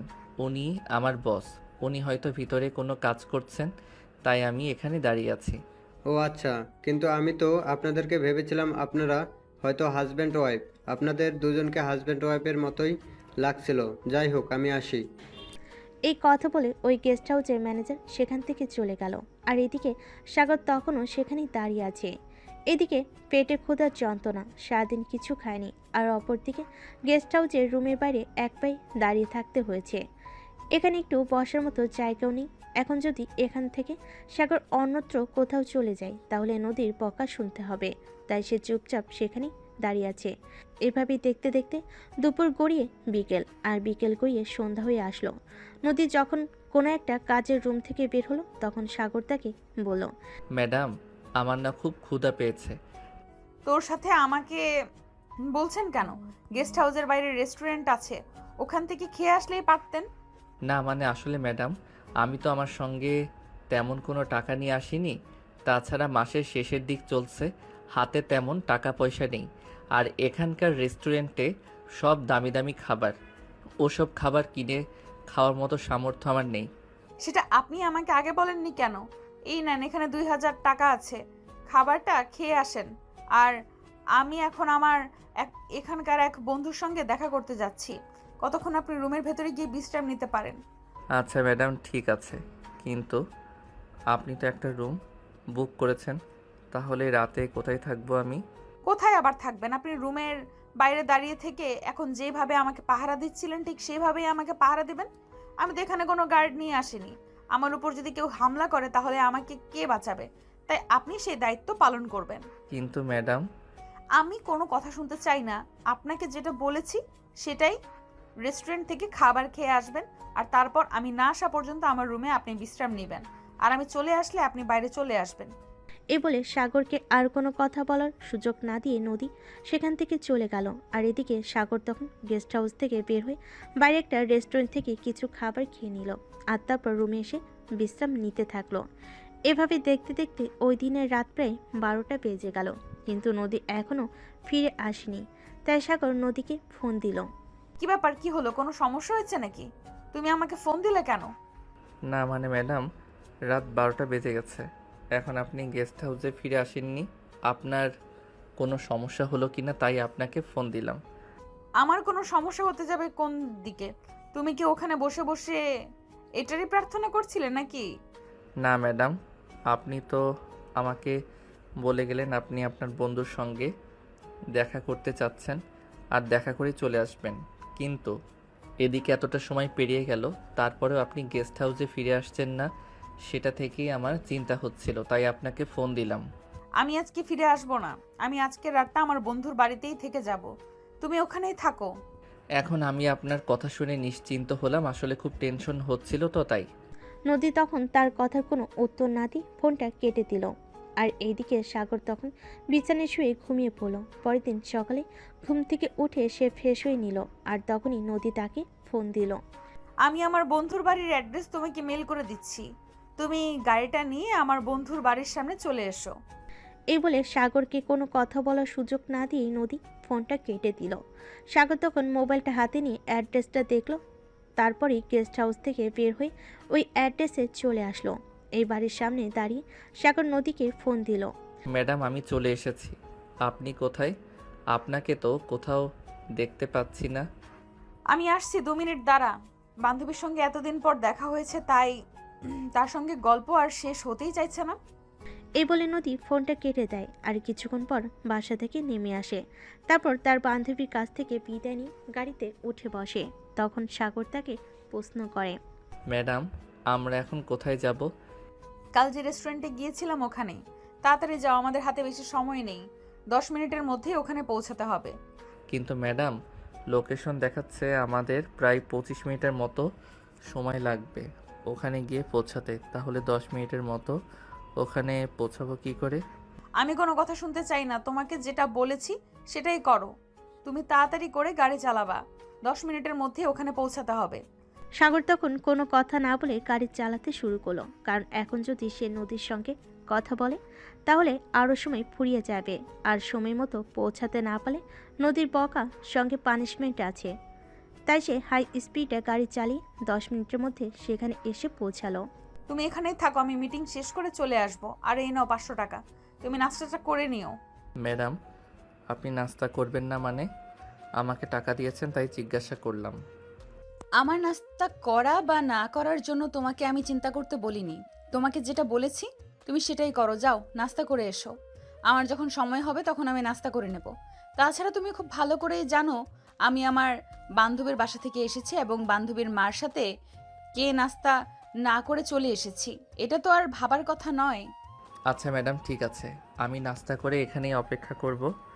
নদী তখন কোনো কথা না বলেই চুপচাপ ওই রেস্টুরেন্টের ভিতর চলে গেল। আর তারপর প্রায় 2 ঘন্টা পর সেখান থেকে বের হয়ে আসলো। তারপরই তারা দুজন ঢাকার উদ্দেশ্যে রওনা দিলে ঢাকায় এসে যখন পৌঁছালো তখন দুপুর 2টার মতো বাজে। সাগর তখন নদীকে বলল, ম্যাডাম এখন তো দুপুর 2টা বেজে গেছে, আমাকে কি এইটুকু সময়ের জন্য ছুটি দেওয়া যাবে? মানে আমি আমার আম্মুকে নিয়ে একটু ডাক্তারের কাছে যেতাম। না, আপনি 5টার দিকে অফিস থেকে বের হয়ে তারপর আপনার আম্মুকে নিয়ে ডাক্তারের কাছে যাবেন। এখন আপনাকে আমার সঙ্গে অফিসে যেতে হবে, অফিসের কিছু কাজ আছে সেগুলো করতে হবে। কিন্তু ম্যাডাম এত দেরি করে যদি যাই তাহলে তো ডাক্তার দেখিয়ে বাড়ি ফিরে আসতে রাত 10টা-11টা বেজে যাবে। আমার আম্মুর শরীরটা এমনিতেই খারাপ, তারপর আবার এত রাত পর্যন্ত বাইরে থাকাটা কি ঠিক হবে? আমি কোনো কথা শুনতে চাই না, যেটা বলেছি সেটাই করুন। সাগর তখন বুঝতে পারলো এভাবে আর কথা বলে লাভ হবে না। তাই সে কথা না বলে অফিসে চলে গেল আর নিজের কেবিনে বসে কাজ করতে থাকলো। প্রায় আধা ঘন্টা পর রিমি সেখানে এসে উপস্থিত হলো আর সাগরকে বলল, কি ব্যাপার মিস্টার, খবর কি আপনার? বিষয়টা তো আমার ঠিক সুবিধা লাগছে না। আপনি কোন বিষয়ে কথা বলছেন আমি বুঝতে পারছি না, যদি একটু খুলে বলতেন তাহলে আমার বুঝতে সুবিধা হতো। এমনভাবে দেখছেন যেন ভাজা মাছটা উল্টে খেতে জানেন না। ম্যাডামের সঙ্গে আপনার কি চলছে একটু জানতে পারি? আচ্ছা, আপনার কি মাথায় সমস্যা আছে নাকি আমি সেটাই বুঝতে পারি না। ম্যাডামের সঙ্গে আবার আমার কি থাকতে যাবে? আর কোথায় ম্যাডাম, কোথায় আমি? আমি কি বামুন হয়ে আকাশের চাঁদ ধরার মতো দুঃসাহস দেখাতে পারি নাকি? সেটা অবশ্য ঠিক, কিন্তু চাঁদ যদি নিজেই মাটির পৃথিবীতে চলে আসে তখন তো আর তাকে দূরে রাখা যায় না, এটাও কিন্তু মেনে নিতে হবে। তাই, কিন্তু আমার মনে হয় আপনার ধারণা ভুল, এটা কখনোই হবে না। আর এটা কোনো দিন হওয়ার মতো নয়। তাই বলছি কি, এসব অবাস্তবিক জিনিস কল্পনা করবেন না।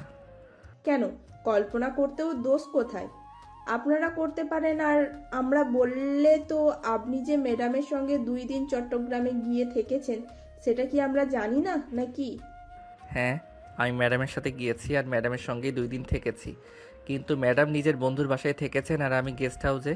বুঝতে পেরেছেন? হয়েছে হয়েছে, আর শাক দিয়ে মাছ ঢাকতে হবে না। কি করছেন না করছেন সেসব তো আপনারাই জানেন, আমাদের কাছে আর মিথ্যে বলে লাভ কি? এই কথা বলে রিমি একটা শয়তানি মার্কা হাসি দিয়ে সেখান থেকে চলে গেল। আর এদিকে সাগর নিজের কেবিনে বসে কাজ করতে থাকলো, কিন্তু তার মন পড়ে আছে বাসায়। তার মাকে নিয়ে আজ ডাক্তারের কাছে যাওয়ার তারিখ, কিন্তু সেটা হয়তো আর হয়ে উঠল না। আর যদি যাওয়া হয় তাহলে ফিরে আসতে অনেক রাত হয়ে যাবে। এগুলো চিন্তা করতে করতে এসে কাজ করছিল, কিন্তু সে কাজে মন বসাতে পারছিল না। এভাবে দেখতে দেখতে বিকেল 5টা বেজে গেল। আর সে কোনো রকমের কাজগুলো শেষ করে নদীর কেবিনে গেল। ম্যাডাম, 5টা তো বেজে গেছে, এখন কি আমি যেতে পারি? না মানে আপনাকে যে বলেছিলাম আমি আমার আম্মুকে নিয়ে ডক্টরের কাছে যাব, তাই। আচ্ছা ঠিক আছে যান, আপনাদের নিয়ে আর পারি না। সব সময় শুধু একটা না একটা অজুহাত আপনাদের দেখাতেই হবে। আপনাদের প্রতিদিনই ছুটি লাগবে, কি আর করব, যান তাহলে। সাগর তখন নদী কেবিন থেকে বের হয়ে চলে আসলো, আর তারপর অফিস থেকে বের হতে যাচ্ছিল। তখনই আবারও রিমি তার সামনে এসে দাঁড়িয়ে বলে, কি ব্যাপার সাহেব, আজকাল আপনার আচার আচরণ ঠিক ভালো লাগছে না। আপনি এত সকালে অফিস থেকে চলে যাচ্ছেন আর ম্যাডাম আপনাকে ছেড়ে দিয়েছে, বলুন তো এর পেছনের কারণটা কি? আরে বাবা রিমি, তুমি এমন কেন করছো? আমাকে নিয়ে এত সমালোচনা কেন তোমাকে করতে হবে বলো শুনি? আমার আম্মু অসুস্থ, আম্মুকে নিয়ে ডাক্তারের কাছে যেতে হবে, তাই ম্যাডামের কাছ থেকে 1 ঘন্টার জন্য ছুটি নিয়েছি। আই এম সরি, আমি আসলে তোমার সঙ্গে মজা করছিলাম। আচ্ছা ঠিক আছে, আন্টিকে নিয়ে ডক্টরের কাছে যাও, আর ডাক্তার কি বলে সেটা কিন্তু আমাকে জানিও। এই বলে রিমি তখন ওখান থেকে চলে গেল। আর এদিকে সাগর অফিস থেকে বের হয়ে বাসায় চলে আসলো। সে আগেই তিশাকে ফোন দিয়ে বলে দিয়েছিল তার আম্মুকে নিয়ে রেডি হয়ে থাকতে, ডক্টরের কাছে যাবে। তাই এদিকে তিশা রেডি হয়ে অনেকক্ষণ আগে থেকে বসেছিল। সাগর পাশে এসে তাদেরকে নিয়ে হসপিটালের উদ্দেশ্যে বেরিয়ে পড়ল। ডাক্তার দেখিয়ে বাসে আসতে আসতে রাত 11টার মতো বেজে গেল। তোকে তো আমি বলেছিলাম আমি আম্মুকে নিয়ে ডাক্তারের কাছে চলে যাই, কিন্তু তুই তো আমার কোনো কথাই শুনলি না। এখন রাত 11টা বেজে গেছে, কখন রান্না করবা, কখন খাবো, আর কখন ঘুমাবো? তোকে তো আবার কাল সকালে অফিসে যেতে হবে। সমস্যা নেই, চলো আমি তোকে রান্নার কাজে সহযোগিতা করি, তাহলে তাড়াতাড়ি রান্নাটা হয়ে যাবে আর তাড়াতাড়ি খাওয়া দাওয়া করে ঘুমিয়ে পড়তে পারবো। অফিস নিয়ে তোকে চিন্তা করতে হবে না, তোরও তো কাল কলেজ আছে। বলতে বলতে দুই ভাই বোন মিলে রান্না করে চলে গেল। তারপর দুজন মিলে রান্না শেষ করে খাওয়া দাওয়া করে ঘুমিয়ে পড়ল। পরের দিন যখন সাগর নিজের কেবিনে বসে কাজ করছিল, তখনই হঠাৎ তার একটা কাজ নিয়ে সমস্যায় পড়ে গেল। কাজটা কোনোভাবেই করতে পারছিল না, তাই সে রিমির কেবিনে চলে গেল আর রিমি তাকে কাজটা বুঝিয়ে দিচ্ছে। তখনই নদী সেটা দেখে ফেলে আর সেখানে উপস্থিত হয়। প্রচণ্ড রেগে গিয়ে নদী তাদের দুজনকে উদ্দেশ্য করে বলে, কি ব্যাপার, কি হচ্ছে এগুলো? এটা আমার অফিস, এটা প্রেম করার জায়গা নয়। এখানে এইসব করার অনুমতি আপনাদের কে দিয়েছে? ম্যাডাম আপনি ভুল ভাবছেন, আমরা সেরকম কোনো কিছুই করিনি। আমি সাগরকে একটা কাজ বুঝিয়ে দিচ্ছিলাম, ব্যাস এইটুকুই, আর কিচ্ছু না। প্রশ্নটা কি আমি আপনাকে করেছি নাকি সাগরকে করেছি? আপনি কেন উত্তর দিচ্ছেন? আপনাকে তো আমি কোনো কিছুই জিজ্ঞাসা করিনি। হ্যাঁ ম্যাডাম, রিমি একদম ঠিক কথাই বলেছে। আমি একটা কাজ করতে পারছিলাম না, তাই সেটা রিমি আমাকে দেখিয়ে দিয়েছিল, আর কিছুই না। ও আচ্ছা, তাই বুঝি। আপনি কাজটা করতে পেরেছিলেন না, তাহলে আপনি আমার কাছে চলে যেতেন। আমি আপনাকে এই কাজটা বুঝিয়ে দিলাম, কিন্তু তাই বলে আপনি এই মেয়েটার কাছে কেন আসবেন? আপনি জানেন না আমার অফিসে এইসব প্রেম টেম ওসব চলে না। ম্যাডাম আমি সত্যি বলছি, আমাদের দুজনের মধ্যে সেরকম কোনো সম্পর্ক নেই। আপনি আমাদের ভুল ভাবছেন। আমরা দুজন শুধুমাত্রই অফিস কলিগ আর বলতে পারেন ভালো বন্ধু, এছাড়া আর কিছুই না। একদম কথা বলবেন না আপনি। যেভাবে গায়ে পড়ে ডলাডলি করছিলেন, এরপর কি আপনাদের আর কি বলবো। যাই হোক, আজকের পর থেকে যেন আমার অফিসে এইসব কিছু না হয়। আপনি কোনো কাজ বুঝতে না পারলে সেটা আমার কাছে নিয়ে যাবেন, আমি বুঝিয়ে দেব। তাই বলে আপনি অন্য একজন মেয়ে কলিগের সঙ্গে এইভাবে ডলাডলি করবেন না। কথাটা শুনে সাগর আর রিমি দুজনেই মনে মনে অনেক কষ্ট পেল, মুখে কিছু বলল না। কারণ এই মানুষটাকে কোনো কথা বলেও লাভ হবে না। কারণ এই মেয়ে তার মনে যা আসবে তাই বলবে, কি হয়েছে আসল ঘটনা কি সেটা কখনোই খুঁজবে না। যাই হোক, এদিকে সাগর কাজটা বুঝে নিয়ে তারপর নিজের কেবিনে চলে যায় আর কাজ করতে থাকে। তখনই নদী আবার তার কেবিনে নিয়ে আসে আর বলে, তুমি ওই মেয়েটার কাছে কেন গিয়েছিলে? ম্যাডাম বললাম তো, আমি কাজটা বুঝতে পারছিলাম না, তাই তার কাছ থেকে কাজটা বুঝে নেওয়ার জন্য গিয়েছিলাম। তুমি আমার কাছে কেন যাওনি? আমি এই অফিসের এমডি। তোমার কোনো সমস্যা হলে সেটা সমাধান করার দায়িত্ব আমার। ম্যাডাম আপনাকে তো কিছু বলতে গেলে আপনার ঝাড়ি শুনতে হয়, তাই আপনার কাছে যাইনি। রিমি তো আমাকে সহজেই বিষয়টা বুঝিয়ে দিল, তাই আমি ওর কাছ থেকেই বুঝে নিলাম। আমি ঝাড়ি দিয়ে কথা বলি বলে আমার কথা ভালো লাগে না, আর ওই মেয়েটার সঙ্গে ডলাডলি করতে খুব ভালো লাগে। লাস্ট বারের মতো ওয়ার্নিং দিচ্ছি তোমায়, আমার অফিসে এইসব কিছু চলবে না কিন্তু। ম্যাডাম আমি আপনার দুইটা পায়ে ধরি, কিন্তু দয়া করে এরকম অপবাদ দেবেন না। এগুলো একদম ভালো না। আমি এই মেয়েটার সঙ্গে কেন কোনো সম্পর্ক করতে যাব? তাছাড়া আপনি জানেন আমার ফ্যামিলির সম্পর্কে আমার এই মুহূর্তে এসব কিছু করার সময় নয়। আমি এখন ফ্যামিলিটাকে ভালো রাখার দায়িত্ব কাঁধে নিয়েছি, আমাকে এখন সেটাই করতে হবে। অন্য কোনো দিকে মনোযোগ দেওয়া আমার কাজ নয়। দেখো, আমাকে কোনো কিছু বোঝাতে এসো না। সব কিছু বোঝার মতো যথেষ্ট বয়স আর বুদ্ধি আমার হয়েছে, তাই আমাকে কোনো কিছু বোঝাতে হবে না। নেক্সট টাইম এরকম কিছু দেখলে জন্য কিন্তু তোমাকে পানিশমেন্ট পেতে হবে, এটা আমি তোমাকে বলে গেলাম। সাগর তখন আর কোনো কথাই বলে না, চুপচাপ নিজের মতো কাজ করতে থাকলো। কারণ এখন আর নদীর সঙ্গে কোনো কথা বলে লাভ হবে না, তাই কথা না বলে সবচাইতে ভালো কাজ। আয়শা চুপচাপ বসে রইল আর নদী নিজের মতো করেই বেশ কিছুক্ষণ বকবক করে তারপর সেখান থেকে চলে গেল। এভাবেই চলছিল দিনগুলো, যেন প্রত্যেকটা দিন দোজকের ন্যায় কাটতে থাকে। প্রতিদিন সকালবেলা অফিসে আসো, তারপর নদীর এই বকবকানি আর চেঁচামেচি চিৎকার শোনো, এগুলো নিত্যদিনকার রুটিন। সেদিন হঠাৎ করে নদীর আব্বু নদীকে বলে, নদী তুমি একটা কাজ করো, সাগরকে বলো একবার আমার সঙ্গে বাসায় এসে দেখা করে যেতে। কেন আব্বু, কি হয়েছে আমাকে বলো। না, তোমার সঙ্গে বলে কোনো লাভ হবে না।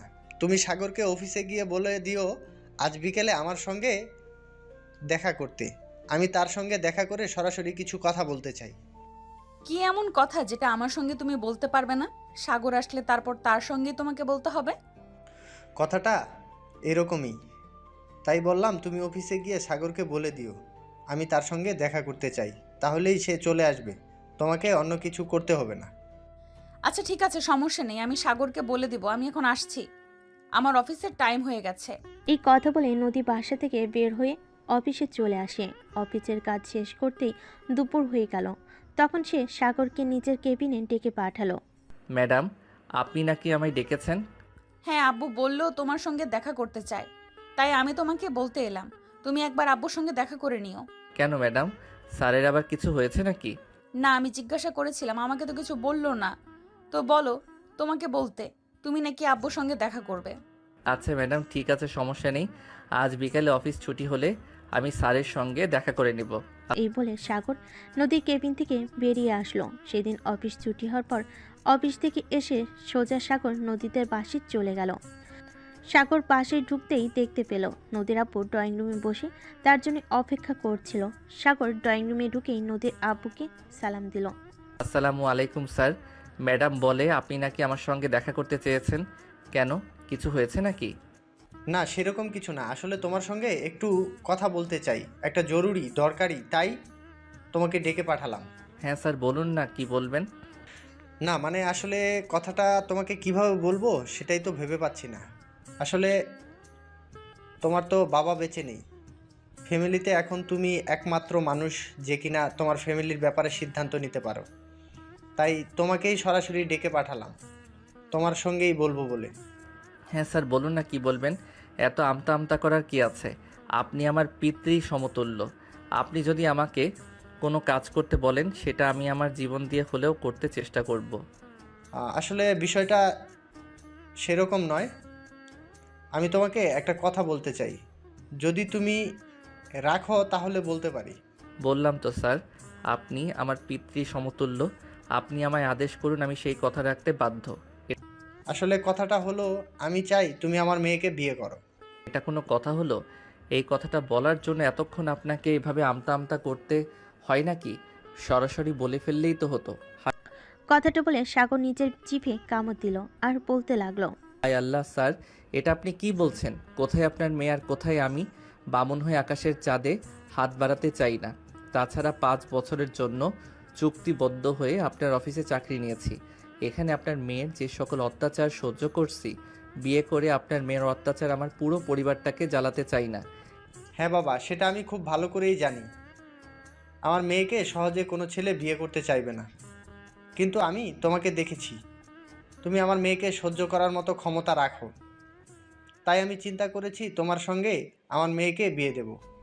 তাছাড়া তুমি যথেষ্ট বুদ্ধিমান ছেলে, আমার মেয়েকে কিভাবে কন্ট্রোল করতে হবে সেই বুদ্ধি নিশ্চয়ই তোমার মাথায় আছে। হ্যাঁ, আমি মানছি যে বিয়ের পর বউ কিভাবে পালতে হয় সেই বুদ্ধিটুকু আমার মাথায় আছে, কিন্তু আপনার মেয়ে যে পরিমাণ রাগী, আমার মা আর বোন এগুলো একদমই সহ্য করতে পারবে না। ওদের নিয়ে তোমাকে কোনো চিন্তা করতে হবে না, কারণ তোমার মা আর বোনের সঙ্গে আমি অলরেডি কথা বলে নিয়েছি। তারা বলেছে তুমি যদি রাজি থাকো তাহলে তাদের কোনো আপত্তি নেই, তাই তোমাকে ডেকে পাঠালাম। আচ্ছা ঠিক আছে, আপনি যেহেতু বলছেন আর আমার মা আর বোন দুজন যেহেতু সম্মতি দিয়েছে, তাই এখানে আমি আর কি বলবো? আমার কিছুই বলার নেই। আপনারা যেটা ভালো মনে করেন সেটাই করেন। আচ্ছা ঠিক আছে, তাহলে সেই কথাই রইল। আমি যত দ্রুত সম্ভব তোমাদের দুজনের বিয়ের ব্যবস্থা করব। তখনই নদী বাসে এসে পৌঁছালো আর এই কথাটা শুনে একদমই চলে গেল। কি বলবে কি করবে কিছুই ভেবে পাচ্ছে না সে। অনেকটা রেগে গিয়ে সে বলতে লাগলো, তোমাকে কি আমি কখনো বলেছি যে আমি বিয়ে করব? তাছাড়া এটাও কি বলেছি যে আমি এই ছেলেটাকে বিয়ে করব? কখনোই না। আমি আমার অফিসের সামান্যতম একটা কর্মচারীকে বিয়ে করে নিজের মান সম্মান ধুলোয় মেশাতে চাই না। তাছাড়া বিয়ে করার কোনো ইচ্ছে আমার নেই, সেটা তোমরা খুব ভালো করেই জানো। এরকমটা বললে হবে না, তুমি মেয়ে মানুষ আর তোমাকে বিয়ে করতে হবে। তাছাড়া আমি তোমাকে আগেই বলেছিলাম তুমি যদি বিয়ে না করো তাহলে আমি আমার এই সম্পত্তি তোমাকে দেব না। তুমি আমার একমাত্র মেয়ে, তোমাকে নিয়ে আমার অনেক টেনশন হয়, আর সেই সব টেনশন দূর করার জন্যই আমি তোমার বিয়ে দেওয়ার চিন্তা ভাবনা করেছি। আমাকে নিয়ে চিন্তা করার কোনো কারণ নেই। আমি আমার মতো ভালো থাকতে পারবো, আর অফিস নিয়ে আমি খুব ভালোই আছি। আমার বিয়ে করার কোনো প্রয়োজন নেই, বিয়ে আমি করব না। আর এই ছেলেটাকে তো কখনোই না। এসব কথা বলে কোনো লাভ হবে না, তোমাকে বিয়ে করতেই হবে এবং ওই ছেলেকেই বিয়ে করতে হবে। এটাই আমার শেষ কথা, কারণ সাগর ছাড়া অন্য কোনো ছেলে আমি দেখতে পাচ্ছি না যে তোমাকে সহ্য করতে পারবে। তুমি মানুষকে কেমন অত্যাচার করো সেটা তুমি নিজেই খুব ভালো করে জানো, তাই অন্য কেউ যে সহজে তোমাকে মেনে নেবে না এটাও তো খুব ভালোভাবেই বুঝতে পারছো। তাই বলছি কোনো ঝামেলা করো না। ঝামেলা আমি এখনো কিছু করিনি, তাই সহজ ভাষায় সুন্দর করে তোমাদের বলছি আমি বিয়ে করব না। আর এই ছেলেটাকে তো কখনোই নয়। এখন তোমরা যদি আমার কথা মেনে নিতে না পারো তাহলে তো আমার কিছু করার নেই। তাহলে তুমিও আমার শেষ কথা শুনে রাখো, তুমি যদি ওই ছেলেটাকে বিয়ে না করো তাহলে তুমি আমার মরা মুখ দেখবে। এখন তুমি ডিসাইড করে নাও তুমি কোনটা করবে, তোমার আব্বুর মৃত অবস্থায় দেখবে নাকি সাগরকে বিয়ে করবে। আমি বুঝতে পারছি না তোমার কি হয়েছে, তুমি কেন এরকম পাগলের মতো কথা বলছো? আমি এই ছেলেটাকে কেন বিয়ে করব? কি এমন আছে এর মধ্যে? তোমাকে সহ্য করার মতো যে গুণটুকু থাকা দরকার সেই গুণটুকু ওর মধ্যে আছে, তাই আমি ওই ছেলের সঙ্গেই তোমাকে বিয়ে দেব। নদী তখন কোনো কথা না বলে সেখান থেকে রাগে গজগজ করতে করতে চলে গেল। আর এইদিকে সাগর তখন নদীর আব্বুকে উদ্দেশ্য করে বলল, আঙ্কেল, সব কিছুই ঠিক আছে, কিন্তু বিয়ের পর যদি আপনার মেয়ে আমাকে কোনো দিনও স্বামী হিসেবে মেনে নেয় আর আমার সঙ্গে যদি সবসময় খারাপ আচরণ করতে থাকে, তাহলে তখন আমি কি করব? যে মেয়েটা তোমার বউ হতে চলেছে সেই মেয়েটা আমার মেয়ে, এটা তুমি ভুলে যেও না। তাই ওকে কিভাবে কন্ট্রোল করতে হবে সেটা আমি জানি। আমি তোমাকে শিখিয়ে দেব কখন, কোথায় আর কিভাবে কি করতে হবে, বুঝতে পেরেছো? আচ্ছা ঠিক আছে স্যার, আজ তাহলে আমি আসি। আপনি আমার আম্মুর সঙ্গে কথা বলে সব কিছু ঠিক করুন। হ্যাঁ, সব কিছু তো আমি ঠিক করবই, কিন্তু তোমাকে একটা কথা বলার আছে। তুমি কিন্তু আর এখন থেকে আমাকে স্যার বলবে না, আব্বু বলে ডাকবে। ঠিক আছে আব্বু, আজ তাহলে আসি। এই বলে সাগর তাদের বাড়ি থেকে বের হয়ে চলে আসলো। আর বাসে আসতে না আসতেই তার ছোট বোন তিশা তাকে বলল, ভাইয়া, তোর শ্বশুর ফোন করেছিল, বললো তোর সঙ্গে নাকি কথা বলছে, নদীর সঙ্গে নাকি তোর বিয়ে ঠিক করেছে, এটা কি সত্যি? হ্যাঁ, শ্বশুর আব্বু তো বলল উনি নাকি তোর আর আম্মুর সঙ্গে কথা বলেছে, তোরা নাকি ও নাকি পারমিশন দিয়েছিস। হ্যাঁ, আসলে এই মেয়েটা তোর অফিসের সকল স্টাফকে অনেক অত্যাচার করে, এটা কমাতেই হবে।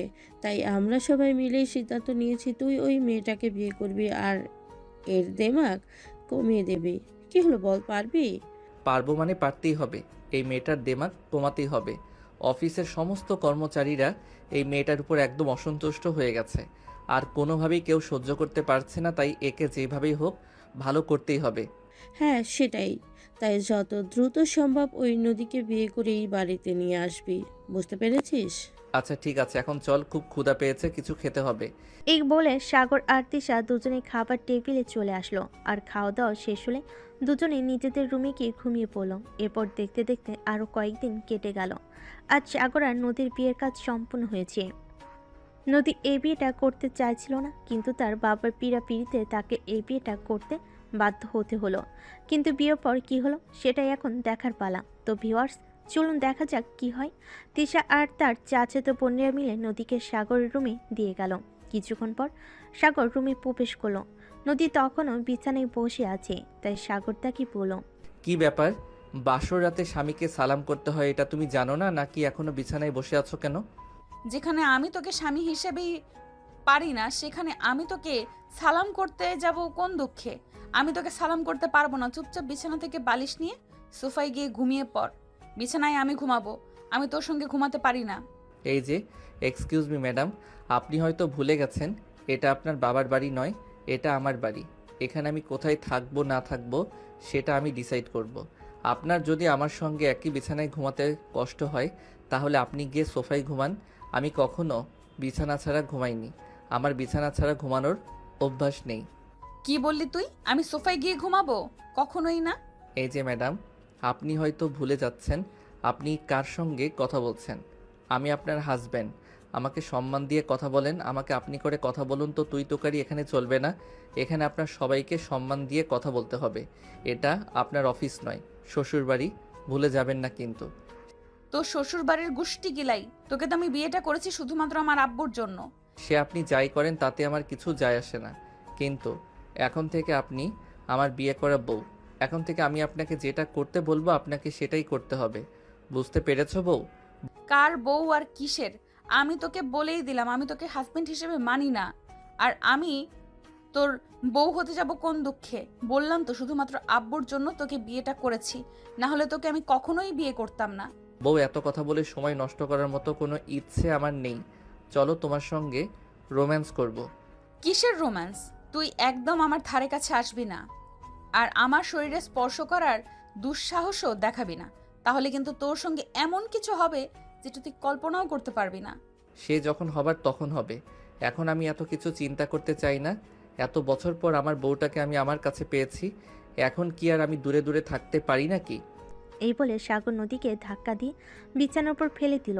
আর তারপর যা হওয়ার তো তাই হলো। আর ভিউয়ার্স, আপনার এখনও কি করছেন? লোকের বাসর লুকিয়ে লুকিয়ে দেখতে হয় না। চলুন আপনারাও চলে যান, আর আমিও এখান থেকে বিদায় নিই। আবার না হয় আমরা নতুন কোনো এক গল্পে দেখা করব। সে পর্যন্ত সবাই ভালো থাকবেন, সুস্থ থাকবেন। আল্লাহ হাফিজ।